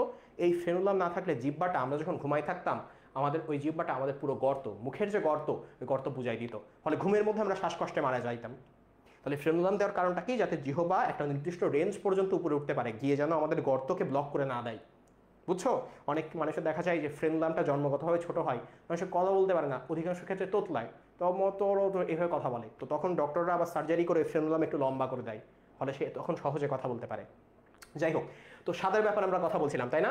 তো এখন এই চারটা স্বাদ আমরা পড়ছি, মিলটাতে তো দিয়ে মিষ্টি, লবণাক্ত, টক এবং তিক্ততা। তোমরা আমাকে বলো, ঝাল যেটাকে আমরা বলি সব থেকে কমন, হ্যাঁ, মেয়েরা ওই যে ফুচকা খাওয়ার সময় বলে মামা টক দেন, ঝাল দেন, বলে না? তাহলে এখন এই যে ঝালটা বলে, ঠিক আছে, তোমরা আমাকে বলো যে ঝাল কি কোনো স্বাদ? ঝাল এটা কি কোনো স্বাদ বলো তো? ঝাল অ্যাকচুয়ালি কি কোনো স্বাদ? বলো এটা। ঝাল যেটাকে আমরা বলি, ঝাল কি অ্যাকচুয়ালি কোনো স্বাদ? উত্তর কিন্তু ঝাল কোনো স্বাদ না। ঝাল বা ইনফ্লামেশন, ঝাল যে ব্যাপারটা এটা একটা ইনফ্লামেশন। ঠিক আছে, তুমি দেখো কেন এটাকে ইনফ্লামেশন বলা হয়। সেটা হচ্ছে ঝাল তুমি জিহ্বাতে দাও কি হাতে মাখাও, দুই ক্ষেত্রেই দেখবা ইরিটেশন হচ্ছে। কি বললাম? ঝাল যদি তুমি জিহ্বাতে দাও বা জিহ্বাতে না দিয়ে তুমি যদি এখানে দাও, তাহলে দেখবা দুই জায়গাতে ইরিটেশন হচ্ছে। তার মানে তুমি যে ঝাল শুধু জিহ্বাতে পাও তা না, তোমার যে কোনো জায়গাতে তুমি ওইটা দিলে তোমার ইরিটেশন হবে। তাহলে ঝাল অ্যাকচুয়ালি কোনো স্বাদ না, এটা একটা ইরিটেটিং ফিলিং। হ্যাঁ, এটা একটা ইরিটেটিং ফিলিং বা এটা একটা বিরক্তির একটা ফিলিং। ঠিক আছে, তো এই ঝালের মধ্যে দেখো, ঝাল যে জিনিসটা, এই ঝালের মধ্যে ক্যাপসাইসিন, ক্যাপসাইসিন, ক্যাপসাইসিন নামক একটা জিনিস থাকে। মরিচ বা ঝাল এটার মধ্যে ক্যাপসাইসিন নামক একটা জিনিস থাকে। এটা কি করে? এটা আমাদের দেহের যে জায়গাতেই লাগুক না কেন, ও গিয়ে ওই জায়গার রিসেপ্টরে গিয়ে ঝামেলা শুরু করে। বিশেষ করে আমাদের জিহ্বায়, জিহ্বায় যে এই যে সাতকুড়ি বা আমরা টেস্ট পার্ট বললাম না, ওর মধ্যে বিভিন্ন রিসেপ্টর থাকে। ঠিক আছে, ঝাল যখন ওই রিসেপ্টরের ওখানে যায়, গিয়ে ও আমাদের যে হাইপোথ্যালামাস আছে, মস্তিষ্কে একটা এরিয়া আছে হাইপোথ্যালামাস, ওখানে গিয়ে সিগন্যাল পাঠাই, এবং সিগন্যাল পাঠায় এমন যে তোমার জিহ্বায় আগুন ধরে গেছে। কি বলে? তোমার জিহ্বায় আগুন ধরে গেছে। তার মানে তোমার ওই হাইপোথ্যালামাসের যে হিট সেন্টার সেটাকে স্টিমুলেটেড করে দেয়। তখন আমার মনে হয় হ্যাঁ পেইন হয়। কি হয় বলো? পেইন হয়, ব্যথা হওয়া শুরু করে, এবং ওই জায়গায় মনে হয় হিট তৈরি হয়ে গেছে। কি তৈরি হয়ে গেছে? হিট তৈরি হয়ে গেছে। বেশি ঝাল খাইলে কি মনে হয়? মনে হয় কান মুখ দিয়ে গরম বেরোচ্ছে, মনে হয় না এরকম? তার কারণটা কি? অ্যাকচুয়ালি কি টেম্পারেচার বেড়েছে? না, টেম্পারেচার কিন্তু বাড়ে নাই, কিন্তু এই যে হিট বেড়ে গেছে এরকম একটা সেন্সেশন তোমার ব্রেনেও দিয়ে দিছে। সেই কারণে তোমার মনে হয় হচ্ছে ইরিটেশন ফিলিং হচ্ছে, হিট হচ্ছে। তখন আমরা কি খাই? শীতল পানি খাই, যাতে ওই হিটটা কমে যায়। বুঝছো? আচ্ছা, এরপর দেখো, তাহলে সেই হিসেবে আমাদের জিহ্বা সম্পর্কে এই ব্যাপারগুলো হয়ে গেল। এখন জিহ্বায় আমরা দেখি যে জিহ্বার নিচে, উপরে, ইভেন আমাদের মুখের এই সব জায়গাতে মোট 3 জোড়া লালা গ্রন্থি থাকে। কয় জোড়া? 3 জোড়া লালা গ্রন্থি থাকে। তো জিহ্বার দুই পাশে, হ্যাঁ, যে 3 জোড়া লালা গ্রন্থি থাকে, তার মধ্যে দেখো এই কানের নিচে, দেখো এই কানের এই জায়গাতে, এখানে এবং এখানে, এই দুই জায়গায় যে গ্রন্থি থাকে এটাকে আমরা বলি প্যারোটিড গ্রন্থি। কি গ্রন্থি বলি বলো? প্যারোটিড গ্রন্থি। এবং এটা সব থেকে বড় গ্রন্থি, সব থেকে বড় গ্রন্থি। প্যারোটিড গ্রন্থিতে কোনটা হয়? মামস হয়। দেখো না, মুখ ফুলে যায় এরকম, গম্বুজ পান্ডার মতো দেখায়। তাহলে প্যারোটিড গ্রন্থিতে কোনটা হয়? মামস হয়। আচ্ছা, প্যারোটিড গ্রন্থির পরে যে জিহ্বায়, জিহ্বার নিচে দেখো, জিহ্বা দিয়ে আমরা, জিহ্বার সব থেকে বড় ব্যবহার কি জানো? কারো যদি জিভ কেটে নেওয়া হয় কি হবে? সে কথা বলতে পারবে না। কারণ আমাদের যে ল্যাঙ্গুয়েজ, দেখো আমাদের যে ল্যাঙ্গুয়েজ, এটা কিন্তু জিহ্বার কারণে সম্ভব হয়। তো ল্যাঙ্গুয়েজকে যদি অ্যাডজেক্টিভ করো তাহলে এটা হয়ে যায় লিঙ্গুয়াল। কি হয়ে যায়? লিঙ্গুয়াল। ঠিক আছে, তাহলে জিহ্বা কিন্তু আমাদের লিঙ্গুয়াল কাজে হেল্প করতেছে। তাহলে যখন জিহ্বার নিচে, তার মানে নিচে মানে কি সাব, তার মানে জিহ্বার নিচে যদি কোনো এরকম লালা গ্রন্থি থাকে সেটার নাম হচ্ছে সাবলিঙ্গুয়াল গ্রন্থি। কি গ্রন্থি বলো? সাবলিঙ্গুয়াল গ্রন্থি। আবার দেখো, এই যে আমাদের এখান থেকে যে ম্যান্ডিবল, এটাকে ম্যান্ডিবল বলে না? এই ম্যান্ডিবলের এখান থেকে একটা অংশ আসছে, এখান থেকে একটা অংশ যাচ্ছে, তাই না? তো এই যে এখান থেকে যে অংশটা আসছে এবং এখান থেকে যে অংশটা যাচ্ছে একটা জায়গায় মিলিত হচ্ছে না, ওই মিলিত হওয়া অংশকে বলা হয় অ্যাঙ্গেল অফ ম্যান্ডিবল। কি বলা হয় বলো? Angle of mandible. এই অ্যাঙ্গেল অফ ম্যান্ডিবল অর্থাৎ এই যে কোনা অংশটা, এখানে হাত দিলে তোমরা বুঝবা, কোনা অংশটা এর ঠিক নিচে থাকে আরেকটা গ্রন্থি, সেটাও ওই ম্যান্ডিবলের নিচে থাকে বলে ওটাকে বলা হয় সাব ম্যান্ডিবুলার গ্রন্থি। কি বলা হয় এটাকে? সাব ম্যান্ডিবুলার গ্রন্থি। এখানে একটা থাকে, এখানে একটা থাকে। লিঙ্গুয়াল গ্রন্থির ক্ষেত্রে এই যে ফ্রেনুলাম বললাম মাঝখানে, ফ্রেনুলামের এই পাশে একটা থাকে, ওই পাশে একটা থাকে, তাহলে দুইটা সাবলিঙ্গুয়াল গ্রন্থি। প্যারোটিডে এই একটা প্যারোটিড গ্রন্থি, একটা প্যারোটিড গ্রন্থি, এক জোড়া প্যারোটিড গ্রন্থি। তাহলে এইরকম মোট 3 জোড়া আমরা লালা গ্রন্থি দেখব। আচ্ছা ঠিক আছে, তাহলে এই গেল হচ্ছে আমার লালা গ্রন্থি সম্পর্কে কথা। এখন প্রশ্ন হচ্ছে যে লালা তুমি যদি বিশ্লেষণ করো তাহলে দেখবা এর মোস্ট অফ দ্য এলিমেন্ট হচ্ছে পানি। কত পার্সেন্ট? 95.5 থেকে 99.5%। তার মানে দেখো 99.5% পানি হইতে পারে, 99.5 থেকে 99.5% কি হইতে পারে? পানি হইতে পারে। এবং একজন মানুষ যদি দিনে কতটুকু লালা ক্ষরণ করে এটা হিসাব করা হয় তাহলে দেখা যায় 1200 থেকে 1500 মিলিলিটার। তার মানে কত? 1.2 লিটার থেকে 1.5 লিটার। কত? 1.2 লিটার থেকে 1.5 লিটার শুধুমাত্র লালা ক্ষরণ করে। 1.2 লিটার থেকে 1.5 লিটার শুধু লালা ক্ষরণ করে। ঠিক আছে। আচ্ছা, যদি কারো ক্ষেত্রে এই লালা ক্ষরণটা কমে যায়, কি বললাম? যদি কারো ক্ষেত্রে লালা ক্ষরণটা কমে যায় তাহলে সেটাকে আমি কি বলি? সেটারও একটা নাম আছে, দেখো সেটার নাম হচ্ছে জেরোস্টোমিয়া। কি নাম দেখো? জেরোস্টোমিয়া। জেরোস্টোমিয়া। তাহলে দেখো এই জেরো মানে হচ্ছে, বলে না তুই জেরো করতেছিস, জেরো মানে হচ্ছে ড্রাই। জেরো মানে কি? ড্রাই বা শুষ্ক। ঠিক আছে। আর যে স্টোমাটা শুনছো না? পত্র মুখ বলে। তাহলে স্টোমাটা মানে হচ্ছে মুখ। তাহলে যদি কারো মুখ শুকিয়ে যায়, লালা কম ক্ষরণ হওয়ার কারণে যদি কারো মুখ শুকিয়ে যায়, তখন সেই রোগের নাম আমরা বলি হচ্ছে জেরোস্টোমিয়া। কি বলি বলো? জেরোস্টোমিয়া। আচ্ছা, এরপর যেটা আসছে, জেরোস্টোমিয়ার ব্যাপারটা হয়ে গেল। এরপর আমরা দাঁত পড়বো। কোনটা পড়বো? দাঁত পড়বো। তো দাঁতের ব্যাপারটা আমরা একটুখানি অন্য জায়গা থেকে শিখে আসি, চলো দাঁতের ব্যাপারটা একটু অন্য জায়গা থেকে শিখে আসি। তো দাঁত, কি কি দাঁত আছে সেটা আমরা একটু দেখবো। প্রথম যে দাঁতটা আছে সেটা কি বলো? খাবার কাটতে সহায়তা করে। কি কাজে সহায়তা করে? খাবার কাটতে। তো দাঁতকে যদি আমরা এইভাবে অঙ্কন করি, দেখো আমি ভাবলাম হচ্ছে দাঁতের এই হচ্ছে উপরের পাটি, এই হচ্ছে আমার দাঁতের নিচের পাটি। ঠিক আছে।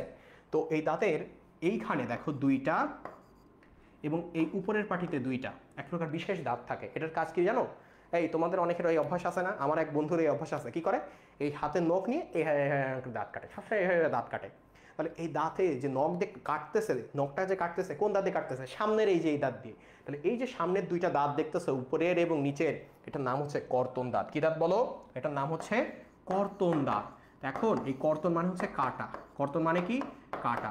তো যখন সার্জারিতে, আমাদের যখন সার্জারি ওয়ার্ড হয়, সার্জারিতে যখন আমরা বলি যে হ্যাঁ এখন কিন্তু পেশেন্টকে ওপেন করা হচ্ছে, তার মানে কি পেশেন্টের ধরো যদি কোনো বুকে একটা সার্জারি থাকে বা অ্যাবডোমেনে সার্জারি থাকে, থোরাক্স বা অ্যাবডোমেন যে কোনো রিজিয়নে, আমরা কিন্তু ওই জায়গাটা কি করে? একটা ইনসিশন দিই। কি দেই বলো? ইনসিশন দিই। ইনসিশন দিই, তাই না? এই যে ইনসিশন দিচ্ছি, ইনসিশন মানে কাটা, কর্তন মানেও কাটা, তাই সেই কারণে এই কর্তন দাঁতের নাম দেওয়া হয়েছে ইনসিজর। কি নাম দেওয়া হয়েছে? ইনসিজর টিথ। কি নাম দেওয়া হয়েছে বলো? ইনসিজর টিথ নাম দেওয়া হয়েছে। ক্লিয়ার? আচ্ছা, তাহলে এই গেল কর্তন দাঁত। কর্তন দাঁতের পর এই জায়গাতে দুইখান উঁচু দাঁত থাকে, এই উপরেও দুইখান উঁচু দাঁত থাকে, নিচের দিকেও দুইখান উঁচু দাঁত থাকে। এই উঁচু দাঁতটা সব থেকে বেশি দেখা যায় বা সব থেকে সহজে দেখা যায় কুকুরের। ঠিক আছে। কার দেখা যায়? কুকুরের। আমি যখন গ্রামের থেকে আসছি, আমি সহজ ভাষায় বলতাম হচ্ছে কুকুর। শহরে এসে দেখি মানুষ কেউ কুকুর বলে না, বলে কুত্তা। কারণ আমি ছোটবেলা থেকে জানতাম কুত্তা হচ্ছে একটা গালি। পরে দেখি মানুষ কুত্তারে জাস্ট নর্মাল একটা ইউজ হিসেবে বা নর্মাল একটা শব্দ হিসেবে ইউজ করে, বা একটা প্রাণী দেখলে বলে এটা কুত্তা যাইতেছে। বাট আমি সারা জীবন কুত্তা গালি হিসেবে জেনে আসছি, তা আমি কুকুরই বলবো। দেখো তাহলে সেই হিসেবে এই জিনিসটা কুকুরের মধ্যে দেখা যায়। কিসের মধ্যে দেখা যায় বলো? কুকুরের মধ্যে দেখা যায়। তো কুকুরকে তুমি যদি অন্য ভাষায় বলো, কুকুরকে বলা হয় ক্যানিস। কি বলা হয়? কুকুরের ইংরেজি হচ্ছে ক্যানিস। তো এই ক্যানিস থেকে যেহেতু কুকুরের মধ্যে এই দাঁতটা বেশি দেখা যায়, তাই এটার নাম হয়েছে ক্যানাইন। কি নাম হয়েছে বলো? Canine teeth. কি নাম হয়েছে বলো? Canine teeth. ঠিক আছে, এটার নাম কি হয়েছে বলো? ক্যানাইন টিথ হয়েছে। এই যে এটাকে আমরা নাম বলি হচ্ছে কর্তন দাঁত। কি দাঁত? কর্তন দাঁত। কর্তন দাঁত। দেখো যেগুলো মাংসাশী প্রাণীর এই কর্তন দাঁতটা, সরি কর্তন না, ভুলে গেছি, ছেদন দাঁত। কি দাঁত বলো? ছেদন দাঁত। ছেদন দাঁত। এটাকে ছেদন দাঁত বলার কারণ কি জানো? কারণ হচ্ছে তুমি যখন ধরো সিংহের কখনো শিকার দেখছো? সিংহ কি করে জানো? হরিণ, মহিষ যেটাই শিকার করে না কেন, ও গিয়ে প্রথমে ওর ঘাড়ে কামড়ায়, ঘাড়ে কামড় দিয়ে যে মেজর ধমনী আছে ছিদ্র করে দেয়। তাহলে যেই দাঁতের নাম ছেদন দাঁত, সেটার কাজ কি? ছিদ্র করে দেওয়া, যাতে দ্রুত রক্ত বের হয়ে গিয়ে ওইটা দ্রুত নিস্তেজ হয়ে গিয়ে দ্রুত মারা যায় এবং দ্রুত শিকার করতে পারে। বুঝছো? সে কারণে নাম হয়েছে কি? ছেদন দাঁত। আচ্ছা, ছেদন দাঁতের পর পূর্ণবয়স্ক মানুষের ক্ষেত্রে যদি আমি হিসাব করি, তাহলে দেখবো যে এইখানে আরো দুইটা দাঁত আছে। এই পাশে দুইটা, এই পাশে দুইটা, এই পাশে দুইটা, এই পাশে দুইটা। হ্যাঁ, তাহলে এই দাঁতের নাম হচ্ছে, দেখো এই দাঁতের ওজনগুলো মোটামুটি একটু বেশি হয়। হ্যাঁ, এবং তারপরে আরো এইখানে তিনটা করে দাঁত থাকে। এইখানে তিনটা, এইখানে তিনটা, এইখানে তিনটা, এইখানে তিনটা। এবং এই দাঁতের নাম দেখো, এই তিনটা যে দাঁত বয়স্ক মানুষের ক্ষেত্রে, এই তিনটা যে দাঁত, এই তিনটা দাঁতের নাম হচ্ছে মোলার দাঁত। কি দাঁত? মোলার দাঁত। মোলার দাঁত। মোলার মানে কি? মোলার মানে হচ্ছে পেশন। মোলার মানে কি? পেশন। ভালো করে খেয়াল করে দেখবা, যখনই দেখবা মুরগির মাংসের মধ্যে হাড় চলে আসছে, কোনো জায়গায় খাইতে গেলে তো সেই হাড় খাও না ভদ্রতা করে। বাসায় যদি হাড় থাকে কি করো? এইখানে দাও, দাঁতের এইখানে দিয়ে জোরে একখান চাপ দাও, তাহলে ওইখানকে কি করতেছো? পেশন বা চাপ দিতেছো না, তাই দাঁতের নাম হচ্ছে পেশন দাঁত। পেশন দাঁতের সামনে যে দুইটা দাঁতের কথা আমরা বলছিলাম, এই দুইটা দাঁতের নাম কি বলো? পেশনের সামনে আছে, তাই নাম হচ্ছে অগ্রপেশন। কি নাম? অগ্রপেশন। অগ্রপেশন। এবং এই অগ্রপেশনের ইংরেজি করা হয়েছে, দেখো অগ্রপেশনের ইংরেজি করা হয়েছে প্রিমোলার। কি নাম করা হয়েছে? প্রিমোলার। তাহলে মোলারের আগে আছে, তাই নাম হচ্ছে প্রিমোলার। মেডিকেল টেস্টের আগে যে যারা মেডিকেল টেস্ট মানে মেডিকেল অ্যাডমিশন কোচিংয়ের আগেই যারা মেডিকেল অ্যাডমিশন কোচিং করতেছে, তাদেরকে কি বলা হয়? প্রি মেডিকেল বলা হয় না? Pre medical course.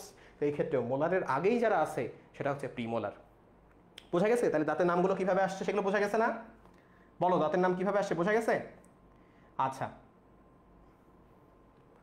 লাইভ চলতেছে না?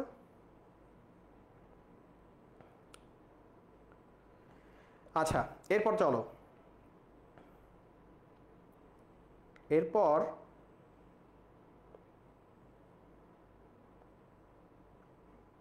হ্যাঁ দেখো, তাহলে এইবার মানুষের দাঁতের অনেকগুলো নাম দেওয়া যায়। কি কি নাম দেওয়া যায় দেখো? মানুষের দাঁত কিন্তু দুইবার ওঠে, এটা তো জানো। যখন বাচ্চা অবস্থায় থাকে তখন কি হয়? মানুষের এই যে দাঁতের আমরা হিসাব দিলাম, দেখা যায় যে মানুষের সামনের যে কর্তন দাঁত সেটা ওঠে 6 মাস বয়সে। কি বলো? 6 মাস বয়সে নিচের কর্তন দাঁত প্রথম ওঠে। 6 মাস বয়সে নিচের কর্তন দাঁত প্রথম ওঠে। এবং দেখা যায় বাচ্চাদের ক্ষেত্রে এই কর্তন দাঁত থাকে দুইটা। কর্তন দাঁত কয়টা থাকে? দুইটা থাকে। ঠিক আছে? আবার দেখো ছেদন দাঁত যেটাকে আমরা বলি, বা যেটাকে আমরা ক্যানাইন টিথ বললাম, বড় মানুষের ক্ষেত্রেও আমার এক এক সারিতে দুইটা করে থাকে, ওদেরও দেখা যায় এক এক সারিতে দুইটা করে আছে, মানে অর্ধেকে। ঠিক আছে? নিচে চলের অর্ধেকে একটা করে আছে। আবার তুমি যদি দেখা যায় যে হচ্ছে প্রিমোলারে যাও, দেখবা প্রিমোলারে ভালো করে খেয়াল করে দেখবা বাচ্চাদের কোনো প্রিমোলার দাঁত নেই। বাচ্চাদের কোনো প্রিমোলার দাঁত নেই, কিন্তু বাচ্চাদের দুইটা মোলার দাঁত থাকে। কি থাকে বলো? বাচ্চাদের দুইটা মোলার দাঁত থাকে। বাচ্চাদের দুইটা মোলার দাঁত থাকে। তাহলে সেই হিসেবে তুমি যদি হিসাব করে দেখো, দন্ত সংকেত বলে একটা ব্যাপার আছে না? দন্ত সংকেতে তুমি যদি একজন অ্যাডাল্ট মানুষের দন্ত সংকেত আঁকাও, একজন মানুষের দন্ত সংকেত আঁকাও, তুমি লিখতে পারবা এইভাবে। দেখো অ্যাডাল্ট মানুষের দন্ত সংকেত এরকম হবে যে ICPM। মনে রাখার উপায় দেখো, ICPM 2 1 2 3। ঠিক আছে? এই গেল উপরের পাটির অর্ধেক।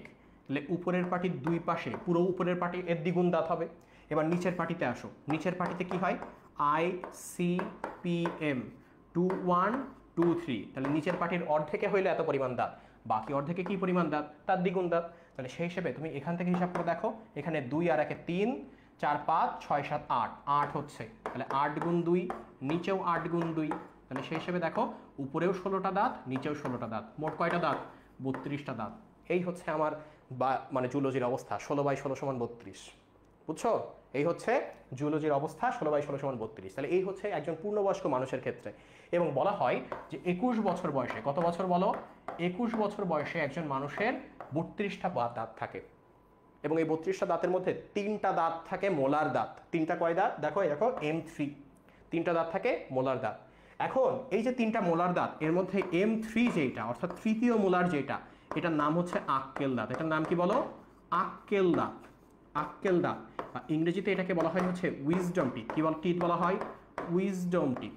উইজডম টিথ বলা হয়, ঠিক আছে, এটাকে বলা হয় উইজডম টিথ। তো আমার আক্কেল দাঁত সবকটা এখনো বেরোয় নাই, এই কারণেই বুঝতেছে যে আক্কেল জিনিসটা কেন এখনো পর্যন্ত গজায় নাই। তো দুইটা আক্কেল দাঁত গজাইছে, একটা নিচের এইদিকে আর একটা এইখানে। তো আর একটা আক্কেল দাঁত এইখানে যেটা গজাইছে, সেটা গজাইছে পুরো এইভাবে না গজায়, এইভাবে গজাইছে, এবং প্রতি মুহূর্তে এই জায়গাতে আমার খোসা দিতেছে, ভেতরে পুরো আলসার টাইপের হয়ে গেছে। তো ডক্টর শেষ পর্যন্ত বললো তোমার আক্কেল দাঁত তুলে ফেলতে হবে। তো এমনিতেই আক্কেল নাই, তারপর যদি আক্কেল দাঁত তুলে ফেলি, এই ভয়ে শেষ পর্যন্ত তুলি নাই। তো এখন ঠিক আছে আলহামদুলিল্লাহ, বুঝছো? তো আক্কেল দাঁত কেন বলা হয়? কারণ আমরা আমাদের লাইফে ভুল করি প্রচুর, একটা নির্দিষ্ট টাইপের পর আমাদের ধরা খেয়ে কিন্তু আক্কেল হয়, বুদ্ধি হয়।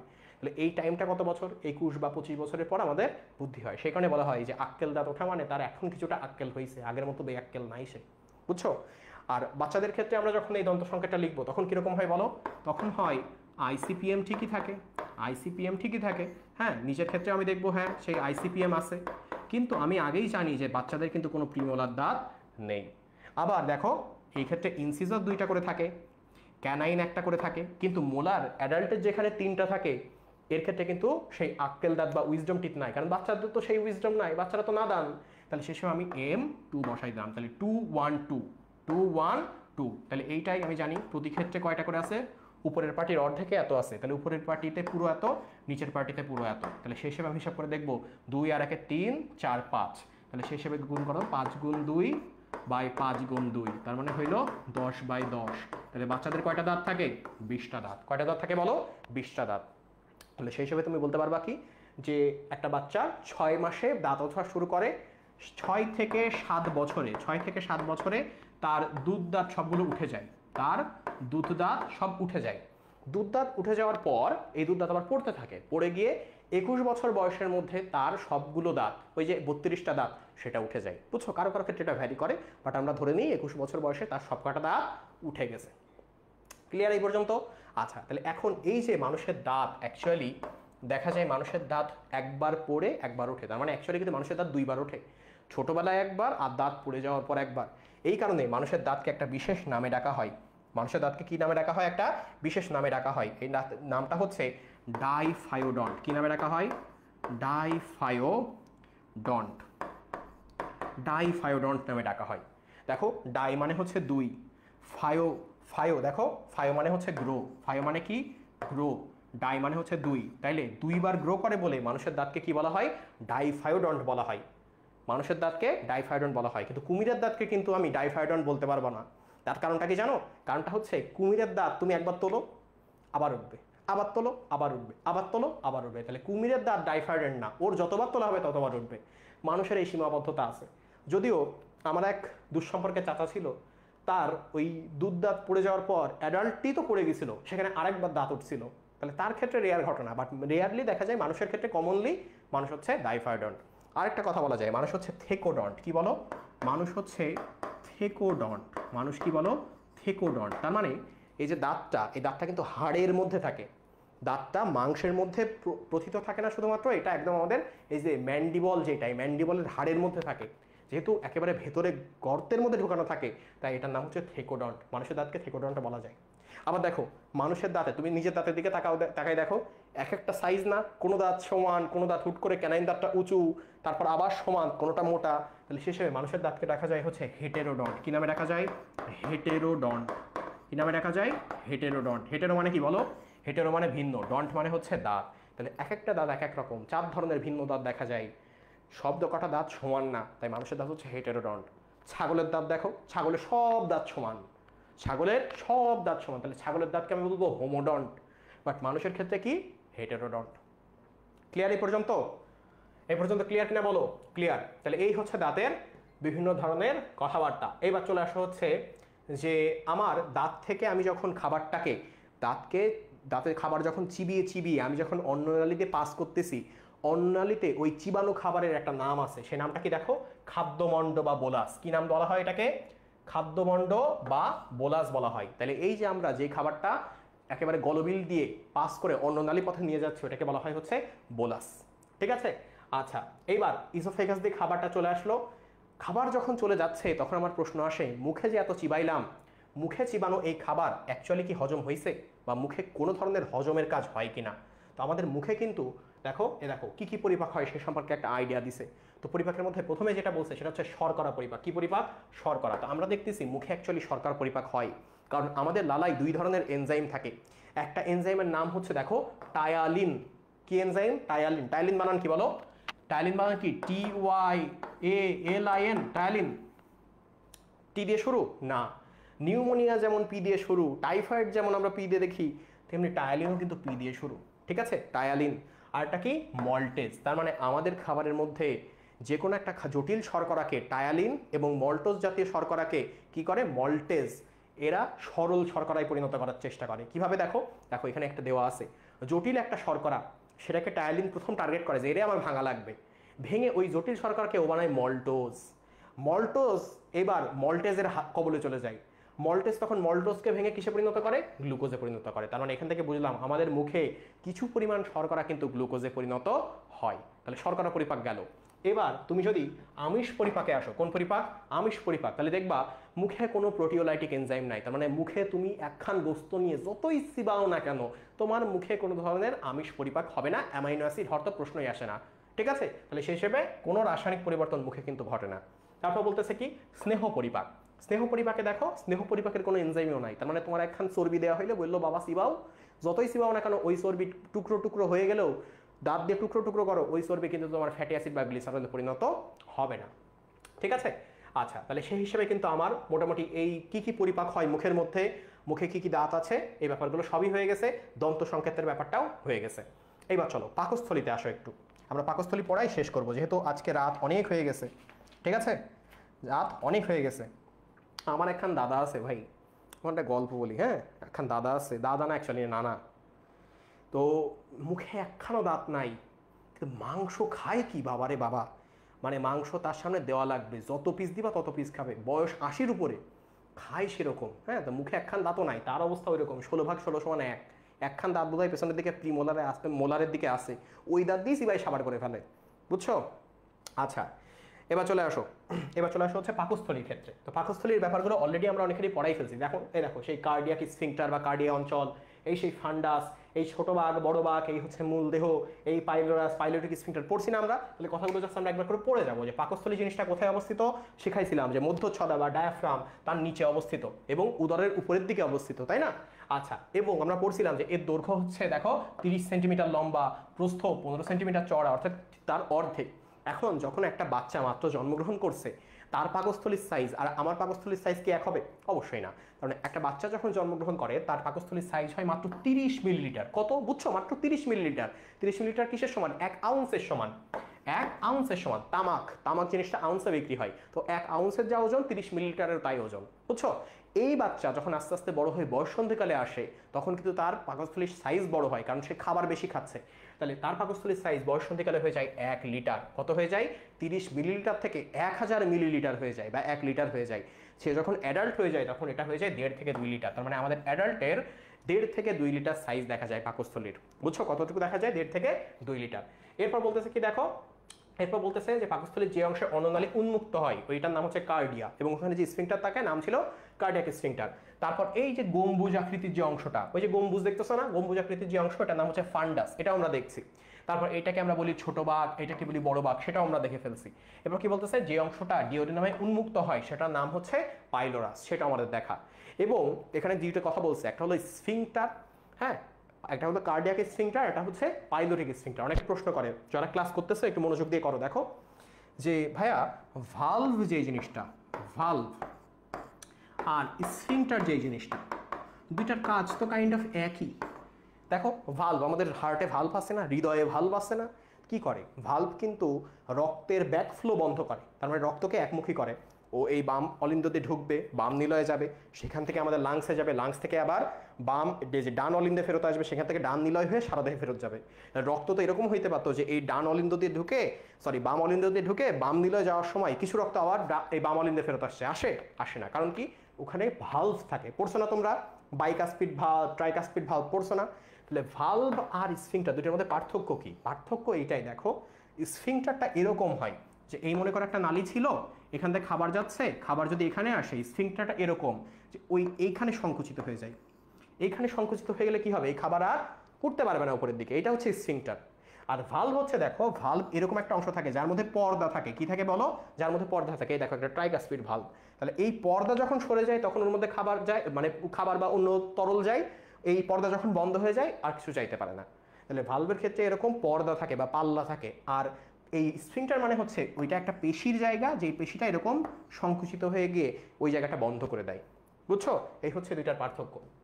আচ্ছা, যান্ত্রিক পরিপাকে দেখা একটা কথা বলছে, আমরা জানি পাকস্থলীও কিন্তু এরপরে দুনাই মুচড়াই খাবারকে পরিপাক করে, ঠিক আছে?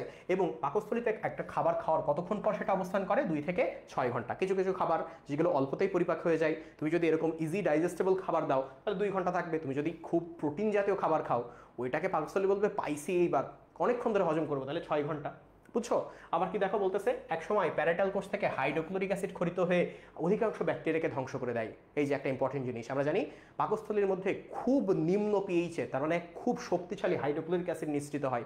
এর কাজ কি? এর কাজ হচ্ছে যেই প্রোটিনগুলো আসছে পাকস্থলীতে, শুধুমাত্র আমি জানি যে খুব অল্প পরিমাণ হচ্ছে লিপিড এবং অধিকাংশ বা সব প্রোটিনই সামান্য পরিমাণ হজম হয়, তাই না? তাহলে এখন প্রোটিনের মধ্যে যে পেপটাইড বন্ড আছে ওইটাকে হজম করার জন্য বা ওইটাকে দুর্বল করে দেওয়ার জন্য এই হাইড্রোক্লোরিক অ্যাসিড আসে, এসে ওই পেপটাইড বন্ডকেও দুর্বল করে।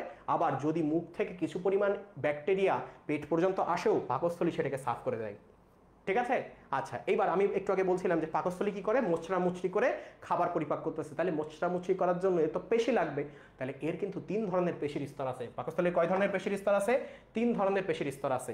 ধরো এই হচ্ছে যদি পাকস্থলী হয়, চিন্তা করো, এই যদি পাকস্থলী হয়, একটা পেশির স্তর এই দিক বরাবর, একটা পেশির স্তর এই দিক বরাবর, আর একটা পেশির স্তর এই দিক বরাবর। ফলে এই পেশির স্তর এই উঁচু নিচুর দিকে পাকস্থলীকে সংকুচিত করে। এই পেশির স্তর এইভাবে এইভাবে সংকুচিত করে, আর একটা এইভাবে এইভাবে সংকুচিত করে, বা এইভাবে এইভাবে। তাহলে 3 দিক থেকে সংকুচিত হয়ে পাকস্থলী এত বড় ছিল, এইটুকু হয়ে যাচ্ছে, আবার এইটুকু হচ্ছে, এইটুকু হচ্ছে। ফলে কি হবে? ভেতরের খাবার একেবারে মুচড়ে মুচড়ে তরলের মতো কাইমে পরিণত হয়ে যাবে। ঠিক আছে? আচ্ছা, তাহলে সেই হিসাবে দেখো, এর মধ্যে এই কাইম যখন তৈরি হয়ে যাচ্ছে বা কাইম আমি তৈরি করতে যাচ্ছি, আমি এর মধ্যে হাইড্রোক্লোরিক অ্যাসিড বাদে আরেক ধরনের রস নিঃসরণ করব। কি নিঃসরণ করব? গ্যাস্ট্রিক জুস নিঃসরণ করব। কি জুস? Gastric juice. আমি জানি অনেক ধরনের জুস নিঃসৃত হয়। প্যারাটাল সেল থেকে হাইড্রোক্লোরিক অ্যাসিড আসে, আর্জেন্টাফাইন কোষ থেকে জিআইএফ আসে, গ্যাস্ট্রিক ইন্ট্রিনসিক ফ্যাক্টর। পড়ছি না আমরা এই জিনিসগুলো? তাহলে সবগুলো মিলে যে গ্যাস্ট্রিক জুস আসে, ওইটা কি করে? খাবারকে মন্ডে পরিণত করে। বুঝছো? তখন এই মন্ডটা আমার পরবর্তীতে প্রচুর এটা কিন্তু প্রচুর অ্যাসিডিক হয়। মন্ড যেটা, এটা কিন্তু হাইলি অ্যাসিডিক। তখন এই মন্ডটা এবার অন্ত্রের দিকে যাওয়া শুরু করে, এবং মন্ডকে আগেই কিন্তু আমার অ্যালকালাইন বা ক্ষারীয় করে নেওয়া হয়, যাতে কি হয় বলো? যাতে এই মন্ডটাকে আমরা পরবর্তীতে আবার অন্ত্রে গিয়ে পরিপাক করতে পারি। বোঝা গেছে? আচ্ছা, তার মানে দেখো এখানে পরিপাক কি কি বলছে দেখো। প্রথমে যেটা হয় যে পাকস্থলীতে যে গ্যাস্ট্রিক রসটা আসে, এর মধ্যে পানির পরিমাণ কত? আমরা লাভার ক্ষেত্রে পড়ছিলাম 95.9 থেকে 95.5 থেকে 99.5 পর্যন্ত। আর এখানে আমি পানির পরিমাণ পাবো 99.45 পর্যন্ত। তার মানে এখানেও কিন্তু পানির পরিমাণ বেশি, অনেকখানি বেশি। ঠিক আছে? এবং কথা হচ্ছে যে এই যে গ্যাস্ট্রিক জুসটা কিভাবে নিঃসৃত হয়? পাকস্থলীতে যখনই গ্যাস্ট্রিন নামক একটা হরমোন নিঃসৃত হইল, তখনই এই গ্যাস্ট্রিক জুস আমার হচ্ছে সিগন্যাল পেয়ে গেছে যে হ্যাঁ, এইবার ক্ষরিত হইতে হবে। তার মানে যতক্ষণ না পর্যন্ত গ্যাস্ট্রিন হরমোন নিঃসৃত না হচ্ছে, গ্যাস্ট্রিক জুস কিন্তু এই কাইম বানানোর জন্য পাকস্থলীতে আসবে না। এবার আমরা এটা জানি যে পাকস্থলীতে আমিষ পরিপাক হয়। প্রশ্ন হচ্ছে কিভাবে হয়, সেটা আমরা পড়ি। দেখো, প্রথমে যেটা হয় সেটা হচ্ছে গ্যাস্ট্রিক জুস। গ্যাস্ট্রিক জুস যেটা, এইটা 2টা নিষ্ক্রিয় এনজাইম ক্ষরণ করে। নিষ্ক্রিয় কেন বলতেছি? কারণ দেখো, এটার নাম হচ্ছে পেপসিনোজেন আর প্রোরেনিন। এনজাইমের শেষে যদি নোজেন দেখো, কি দেখো? নোজেন দেখো, বা এনজাইমের শুরুতে যদি প্রি দেখো, তখন তুমি বুঝবা ওইটা নিষ্ক্রিয়। কি বলবা? তখন সেটা নিষ্ক্রিয়। যখন এই নিষ্ক্রিয় এনজাইমটা হুট করে কি হইলো? হাইড্রোক্লোরিক অ্যাসিডের সংস্পর্শে আসলো, তখন বুঝে গেল হ্যাঁ, এইবার আমার সক্রিয় হইতে হবে। কারণ হাইড্রোক্লোরিক অ্যাসিড নিশ্চয়ই খাবারের জন্যই ক্ষরিত হয়েছে, তার মানে খাবার আছে, আমার এবার ক্ষরিত হইতে হবে। তাহলে এই পেপসিনোজেন এবং এই দেখো প্রোরেনিন, হ্যাঁ, প্রি বা প্রো, এই প্রোরেনিন ও কি করলো? প্রোরেনিন থেকে রেনিন হয়ে গেল, পেপসিনোজেন থেকে পেপসিন হয়ে গেল। তাহলে এই যে পেপসিন, দেখো এই পেপসিন এবং রেনিন কিভাবে কাজ করছে দেখো। যে আমিষটা ছিল, হ্যাঁ, এই আমিষের সাথে পানি মিশিয়ে পেপসিন, যেটা পানি তো আছেই, পাকস্থলীতে পানি আছে, আর আমিষ জাতীয় যে খাবার, এই জায়গাতে হুট করে পেপসিন আসলো। পানি কেন আসলো? কারণ আমি জানি কোনো বিক্রিয়া পানি ছাড়া সম্ভব না। তুমি শুধুমাত্র এরকম কোনো প্রোটিন খাইতে পারবে না যাতে কোনো পানি নাই, এবং সেটা কখনো হজম হবে না। তার মানে আমিষ, পানিযুক্ত আমিষ বিক্রিয়ার জন্য পানি যোগ করা, তার মধ্যে আমি পেপসিন দিলাম, তখন কি হইলো? এই আমিষটা প্রোটিওজে পরিণত হইলো এবং পেপটোনে পরিণত হইলো। দুইটা বিশেষ প্রোটিনে পরিণত হইল, ঠিক আছে, ক্ষুদ্রতম প্রোটিন। এই জটিল আমিষ থেকে সরল দুইটা আমিষে পরিণত হইল, একটা হলো প্রোটিওজ আর একটা হচ্ছে পেপটন, ঠিক আছে। আচ্ছা, এইবার যদি আমরা দুধ খাই, দুধের মধ্যেও তো আমিষ থাকে, তো দুধের আমিষকে বলা হয় কেসিন। কি বলা হয়? দুধের আমিষকে কেসিন বলা হয়। এই কেসিনের মধ্যে অফকোর্স দুধের আমিষ, দুধের মধ্যে তো পানি থাকে, তাহলে এই কেসিনের মধ্যে আমি কি করলাম? রেনিন যুক্ত করে দিলাম। রেনিন যুক্ত করলে সেটা প্যারাকেসিনে পরিণত হয়ে গেল। কিসে পরিণত হইলো? প্যারাকেসিনে। এখন এই যে প্যারাকেসিন, এই প্যারাকেসিনকে, এই যে পেপসিন ছিল না, এই পেপসিন আবার প্রস্তুত করা প্যারাকেসিনকে ভেঙে পেপটোনে পরিণত করলো। কিসে পরিণত করলো? পেপটোনে পরিণত করলো। এখন মাংসের মধ্যে জিলেটিন থাকে, ঠিক আছে, কি থাকে? জিলেটিন থাকে। তো এই জিলেটিনকে, জিলেটিনেজ এনজাইম আবার পেপটোন ও পলিপেপটাইডে পরিণত করলো। আমি এখানে যে নামগুলো দেখছি, নামগুলো কঠিন এবং কোনোটাই অ্যামাইনো অ্যাসিড লেখা না। এখান থেকে কি সিদ্ধান্তে আসা যায়? পাকস্থলীতে আমিষ পরিপাক ঠিকই হয়, কিন্তু পুরোপুরি পরিপাক হয় না। সেই পর্যন্ত পরিপাক হয় না যাতে আমার দেহ সেটা গ্রহণ করতে পারে, তার মানে কিছু পরিপাক এখানে হয়। আচ্ছা, তাহলে শর্করা পরিপাক হয় না আগেই জানি পাকস্থলীতে, ঠিক আছে। দেখো, শর্করা পরিপাক আগেই হয় এটা জানি। আর স্নেহ পরিপাক যেটা, শুধুমাত্র একটা বিশেষ স্নেহ, কোনটা দেখো? দেখো এই যে বাটার যেটা, হ্যাঁ, বা যেটাকে আমরা বলি হচ্ছে, এই দেখো গ্যাস্ট্রিক লাইপেজ। দেখো, গ্যাস্ট্রিক লাইপেজ নামক খুব দুর্বল একটা স্নেহ বিশ্লেষণকারী এনজাইম আছে, ঠিক আছে। এটা কিসের উপর কাজ করে? এই যে বাটার বা মাখনের চর্বির উপর কাজ করে। বাটার বা মাখনের চর্বি তুমি যদি খাও, ওইটা পাকস্থলীতে সামান্য পরিমাণ হজম হয়। কিসের মাধ্যমে? গ্যাস্ট্রিক লাইপেজ নামক এক প্রকার লাইপেজ আছে। লাইপেজ মানে কি? আমরা পড়ছিলাম, লাইপেজ হচ্ছে একটা লাইপোলাইটিক এনজাইম, অর্থাৎ লিপিডকে ভাঙতে পারে। তাহলে এই গ্যাস্ট্রিক লাইপেজটা এই মাখনের চর্বির উপর কাজ করে। আর শর্করাও কাজ করে না, বাকি কোনো লিপিডও পাকস্থলীতে হজম হয় না, ঠিক আছে। তাহলে আমার এখানে সিকিউ এর জন্য কিন্তু এই পাকস্থলীর গঠনটা ইম্পর্টেন্ট, ছবিটা ইম্পর্টেন্ট। এরপর এইখানে যে হজমের ব্যাপারটা আছে, যে পাকস্থলীতে আমিষ কতটুকু পরিপাক হয়, শর্করা স্নেহ কতটুকু পরিপাক হয়, এটা একদম সিকিউ এর একটা প্রশ্ন, গ বা ঘ নাম্বারের প্রশ্ন, ঠিক আছে। আচ্ছা, এরপর নিচে যখন আসবো, দেখো এইবার একটা খ নাম্বার বা ঘ নাম্বারের প্রশ্ন আছে, খ নাম্বার বা গ নাম্বারের প্রশ্ন আছে। কি প্রশ্নটা হচ্ছে? পাকস্থলী নিজেই এনজাইমে পরিপাক হয়ে যায় না কেন? প্রশ্নটা কি? পাকস্থলী নিজেই এনজাইমে পরিপাক হয়ে যায় না কেন? এখানে অনেকগুলো কারণ একদম পয়েন্ট করে লেখা, তোমার প্রত্যেকটা কারণ লিখতে হবে, কারণ তুমি যদি একটা পয়েন্ট বাদ দাও তোমার নাম্বার কাটা যাবে। কিরকম? দেখো, প্রথম পয়েন্টটা বলছে পাকস্থলীর অন্তর্গাত্রে একটা সেল থাকে যেটার নাম হচ্ছে গবলেট সেল। কি সেল বলো? Goblet cell. গবলেট সেল, হ্যাঁ, এটার বাংলা হচ্ছে পানপাত্র সেল। পানপাত্র কি সেল? পানপাত্র সেল। এইরকম দেখতে, দেখো এইরকম, ঠিক আছে, মুখের দিকে সরু, মানে এরকম চওড়া, আর নিচের দিকে এরকম সরু, গবলেট সেল। এই যে গবলেট সেল, এই গবলেট সেল থেকে মিউকাস নামক এক প্রকার পিচ্ছিল বস্তু, মিউকাস নামক এক প্রকার পিচ্ছিল বস্তু নিঃসৃত হয়। এখন এই গবলেট সেল যখন মিউকাস ক্ষরণ করে, তখন কি হয়? এই মিউকাসটা হাইড্রোক্লোরিক অ্যাসিডকে প্রাচীরের একেবারে কাছাকাছি আসতে দেয় না। ফলে হাইড্রোক্লোরিক অ্যাসিড গিয়ে যে পাকস্থলী প্রাচীরের ক্ষতি করবে, এই মিউকাসের উপস্থিতিতে সেটা পারে না। সে কারণে কি করে? এটা হাইড্রোক্লোরিক অ্যাসিডের আক্রমণ রোধকারী ভৌত প্রতিবন্ধক হিসেবে কাজ করে। ভৌত কেন? কারণ এটা অ্যাকচুয়ালি ফিজিক্যালি বাধা দিতেছে যে তুমি আইসো না কাছে। এমন তো করতেছে না যে হাইড্রোক্লোরিক অ্যাসিডকে প্রশমিত করতেছে, প্রশমিত করার তো ক্ষমতা নাই, তাহলে ভৌত বা ফিজিক্যালিও বাধা দিচ্ছে যে না তুমি কাছে আইসো না, মাঝখানে একটা ব্যারিয়ারের মতো কাজ করছে, বুঝছো? আচ্ছা, এরপর কি বলতেছে? পাকস্থলীর অন্তর্গাত্র থেকে খরিত এক প্রকার বিশেষ বাইকার্বনেট। কোনটা বলো? বাইকার্বনেট। হ্যাঁ, এই যে বাইকার্বনেটটা, এটা কি হিসেবে কাজ করে? বাইকার্বনেট তো আমি জানি অ্যালকালাইন, আর এই যে হাইড্রোক্লোরিক অ্যাসিড এটা তো অ্যাসিড, তাহলে এই ক্ষার এই অ্যাসিডকে কি প্রশমিত করবে না? তাহলে সেই হিসেবে বাইকার্বনেট কি করে? এই ক্ষারটা হাইড্রোক্লোরিক অ্যাসিডকে প্রশমিত করে। ফলে আমার যতটুকু অ্যাকচুয়ালি নিজের ক্ষতি হওয়ার কথা ছিল বা যতটুকু অ্যাসিডিক ফিল হওয়ার কথা ছিল, বাইকার্বনেট খরিত হওয়ার কারণে ততটুকু অ্যাসিডিক আমি ফিল করি না, ঠিক আছে। এরপর কি বলতেছে? দেখো, আমার তো আমিষ পরিপাককারী এনজাইম পেপসিন এবং রেনিন এখানে কাজ করে, কিন্তু পেপসিন এবং রেনিন আকারে সে সবসময় থাকে না। কিভাবে থাকে? সে পেপসিনোজেন আকারে থাকে, প্রো রেনিন অবস্থায় থাকে। কি থাকে? প্রো রেনিন অবস্থায় থাকে। যখন কেবলমাত্র এই হাইড্রোক্লোরিক অ্যাসিড নিঃসৃত হয়, তখন এই পেপসিনোজেনটা পেপসিন, প্রো রেনিনটা রেনিনে পরিণত হয়। তাহলে এর ফলে কি হয়? যে ঠিক যেই টাইমে খাবার হজম করার কথা, তখন এই এনজাইম কার্যকর হচ্ছে, যখন খাবার নাই এ নিষ্ক্রিয় অবস্থায় আছে, ফলে পাকস্থলীর ক্ষতি হয় না, ঠিক আছে। আচ্ছা, এগুলো হচ্ছে ইম্পর্টেন্ট ব্যাপার। আর একটা কি বলতেছে? পাকস্থলীর অন্তঃস্থ যে এপিথেলিয়ামটা, এপিথেলিয়াম মানে কি? ত্বক। তাহলে পাকস্থলীর একদম ভেতরের যে ত্বকটা আছে, সেই ত্বকটা কিন্তু একেবারে ঘন সংলগ্ন, তার মানে এর কোষগুলো খুব ইম্প্যাক্টলি, মনে করো এই কোষগুলো খুব কাছাকাছি, খুবই কি কাছাকাছি অবস্থায় থাকে, খুবই কাছাকাছি অবস্থায় থাকে। ফলে কি হয়? হাইড্রোক্লোরিক অ্যাসিড যে ওর মধ্যে গিয়ে ওদের মধ্যে ফাটল ধরাবে সেই সুযোগ পায় না। ফলে ঘন সন্নিবেশিত ও দৃঢ় সংবদ্ধ থাকায় হাইড্রোক্লোরিক অ্যাসিড কি করতে পারে না, এর ক্ষতি করতে পারে না। আর অল্প একটু, আর 2 মিনিট পড়াবো, ঠিক আছে? এখন মনে করো তুমি কি করছো, তুমি খাবারে অনিয়ম করছো, সকালবেলা ভাত খাও না, সকালবেলা কিছুই খাও না, দুপুরবেলা হুট করে প্রচণ্ড রকম স্পাইসি খাবার খাচ্ছ, বন্ধুদের সাথে এখানে ওখানে চিল করতে গিয়ে প্রচুর স্পাইসি বার্গার খাচ্ছ, পিৎজা খাচ্ছ, বলতেছো ভাইয়া ক্যাপসিকামের টপিংস দেন, সেরকম একটা অবস্থা।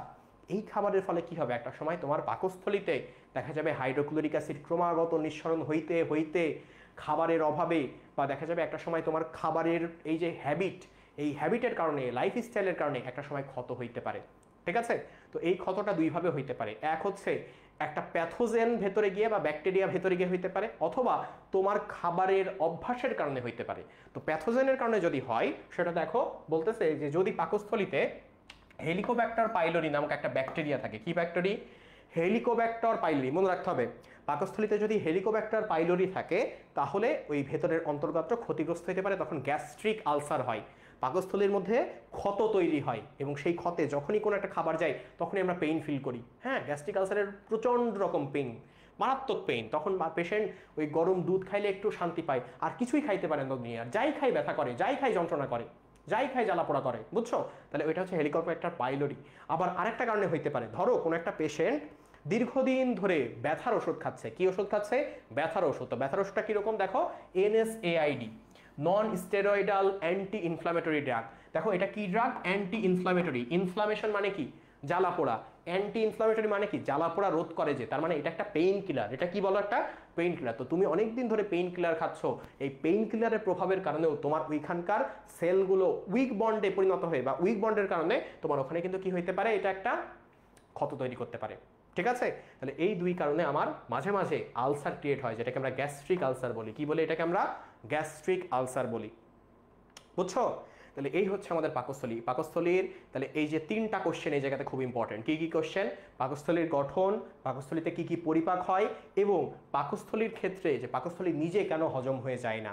গ্যাস্ট্রিক আলসারের ব্যাপারটা কিন্তু ইম্পর্টেন্ট, এমসিকিউতে হেলিকোব্যাক্টার পাইলোরি অনেকবার আসছে, সুতরাং এই জিনিস না পড়ে পরীক্ষার হলে যাওয়া বোকামি। ক্লিয়ার? আচ্ছা, ঠিক আছে। তাহলে আজকে যেহেতু অনেক রাত হয়েছে, আজকে এই পর্যন্ত থাকুক। এবং আজকে অ্যাকচুয়ালি আমার আগে ঘোষণা করা উচিত ছিল কিনা জানি না, অথবা পড়ার স্পিডটা একটু বাড়ানো উচিত হয়তো, কারণ এভাবে করলে হয়তো আমি অধ্যায় শেষ করতে পারবো না। আমার মনে হয়েছিল যে কনসেপ্ট বুঝিয়ে ক্লাস নেওয়াটা ভালো হবে, কিন্তু কনসেপ্ট বোঝানোর টাইম অ্যাকচুয়ালি তোমাদের অনেকখানি ওভার হয়ে গেছে। এখন যারা 25 ব্যাচ আছে আমার কাছে, আমি তাদের কনসেপ্ট বুঝাই পড়াইতে পারি, বা কোনো একটা জিনিস বুঝাই পড়াইতে পারি, কারণ তাদের সময় আছে হাতে অঘাত। তোমাদের সেই সময় হাতের ফাঁক দিয়ে গলে পড়ে গেছে, বুঝছো? তাহলে এখন তোমাদের জাস্ট এইভাবেই পড়াইতে হবে যেটা তোমাদের এইচএসসি কভার করতে পারে। যাই হোক, তাহলে নেক্সট দিন আমরা আবার পরিপাকের এরপর থেকে শুরু করব, এবং ইনশাল্লাহ পরিপাকের বাকি যে অংশগুলো আছে সেগুলো শেষ করার চেষ্টা করব, ঠিক আছে? আচ্ছা, তাহলে সবাই ভালো থাকো, সুস্থ থাকো। আর হচ্ছে আমাদের আজকে তো 4.2S লঞ্চ হয়েছে, সো সেকেন্ড টাইমার যদি কেউ এর মধ্যে থেকে থাকো, তো তার জন্য কিন্তু একটা বড় সুযোগ। জিএসটির ব্যাপারটাও তোমার চুকে গেল, জিএসটিতে একটা ভালো পজিশন আসলে তো আলহামদুলিল্লাহ, এবং তুমি সিদ্ধান্ত নিয়ে ফেলছো যে তুমি মেডিকেলে আর একবার চেষ্টা করে দেখবা, সো এইবার প্রিপারেশন নিয়ে চেষ্টা করা ভালো। সো আমার মনে হয় তুমি যদি কোনো জায়গাতে ভর্তি না হয়ে থাকো, this is the perfect time এবং পারফেক্ট অপরচুনিটি যে তুমি 4.2S ভর্তি হও, কারণ এখানে কিন্তু আমরা একেবারে সেভাবেই হচ্ছে ব্যাচটাকে সাজাইছি যাতে তোমাদের অজানা অংশটুকু, যে অংশটুকুতে তোমাদের আগে ঘাটতি ছিল সেটুকু আমরা আগে পড়াইতে পারি। সেই অংশটুকু শেষ হওয়ার পরে আমরা যারা 4.1S ছিল, অর্থাৎ যে সেকেন্ড টাইমাররা আগে থেকেই পড়তেছে, তারা কিন্তু এবার সেই নতুন অংশগুলো পড়ার সুযোগ পাচ্ছে, ফলে একই জিনিস তাদের ক্ষেত্রে রিপিট হচ্ছে না। দিন শেষে যে পরিমাণ তোমরা এখানে মোটিভেশন পাচ্ছ, যে পরিমাণ মেন্টরিং পাচ্ছ, যে পরিমাণ সার্ভিস পাচ্ছ, যে পরিমাণ এক্সাম পাচ্ছ, যে পরিমাণ ক্লাস পাচ্ছ, অনলাইনে আর কোনো জায়গাতে এত পরিমাণ তুমি পাবা না। সো এটা আমার মনে হয় যে তোমার কাছে একটা বেস্ট চয়েস, তুমি যদি এটাকে অ্যাকসেপ্ট করতে পারো। যাই হোক, আমাদের A+ গ্যারান্টি ব্যাচটা আমরা কিন্তু একেবারে সেই এইচএসসির আগ পর্যন্ত কন্টিনিউ করব, এবং হাফিজ ভাই, তারপর তোমাদের হচ্ছে মিম আপু, নিশাত আপু, তোমাদের যাদের ক্লাস ছিল আর কি, সবাই কিন্তু তোমাদের ফুল যে শর্ট সিলেবাসটা আছে, ফুল শর্ট সিলেবাস কমপ্লিট করে তারপর আমরা এই কোর্সটা কমপ্লিট করব, বুঝছো? তো সেই হিসেবে তোমরা আমাকে জানাইও, অ্যাকচুয়ালি কমেন্টে জানাইতে পারো, ইনবক্সে জানাইতে পারো যে ভাইয়া স্লোলি পড়া হয়ে যাচ্ছে কি, বা কনসেপ্ট বেস পড়া থেকে আমরা বের হয়ে এসে অ্যাকচুয়ালি কি আমরা আবার সেই যেরকমভাবে যে অংশটুকু পড়া দরকার সেরকমভাবেই পড়বো, নাকি কনসেপ্টটা বুঝবো, কোনটা তোমাদের কাছে বেশি ভালো মনে হয়, এগুলো জানাইও আমাকে, ঠিক আছে? তাহলে সবার সাথে দেখা হবে ইনশাল্লাহ। সবাই ভালো থেকো, সুস্থ থেকো। আসসালামু আলাইকুম।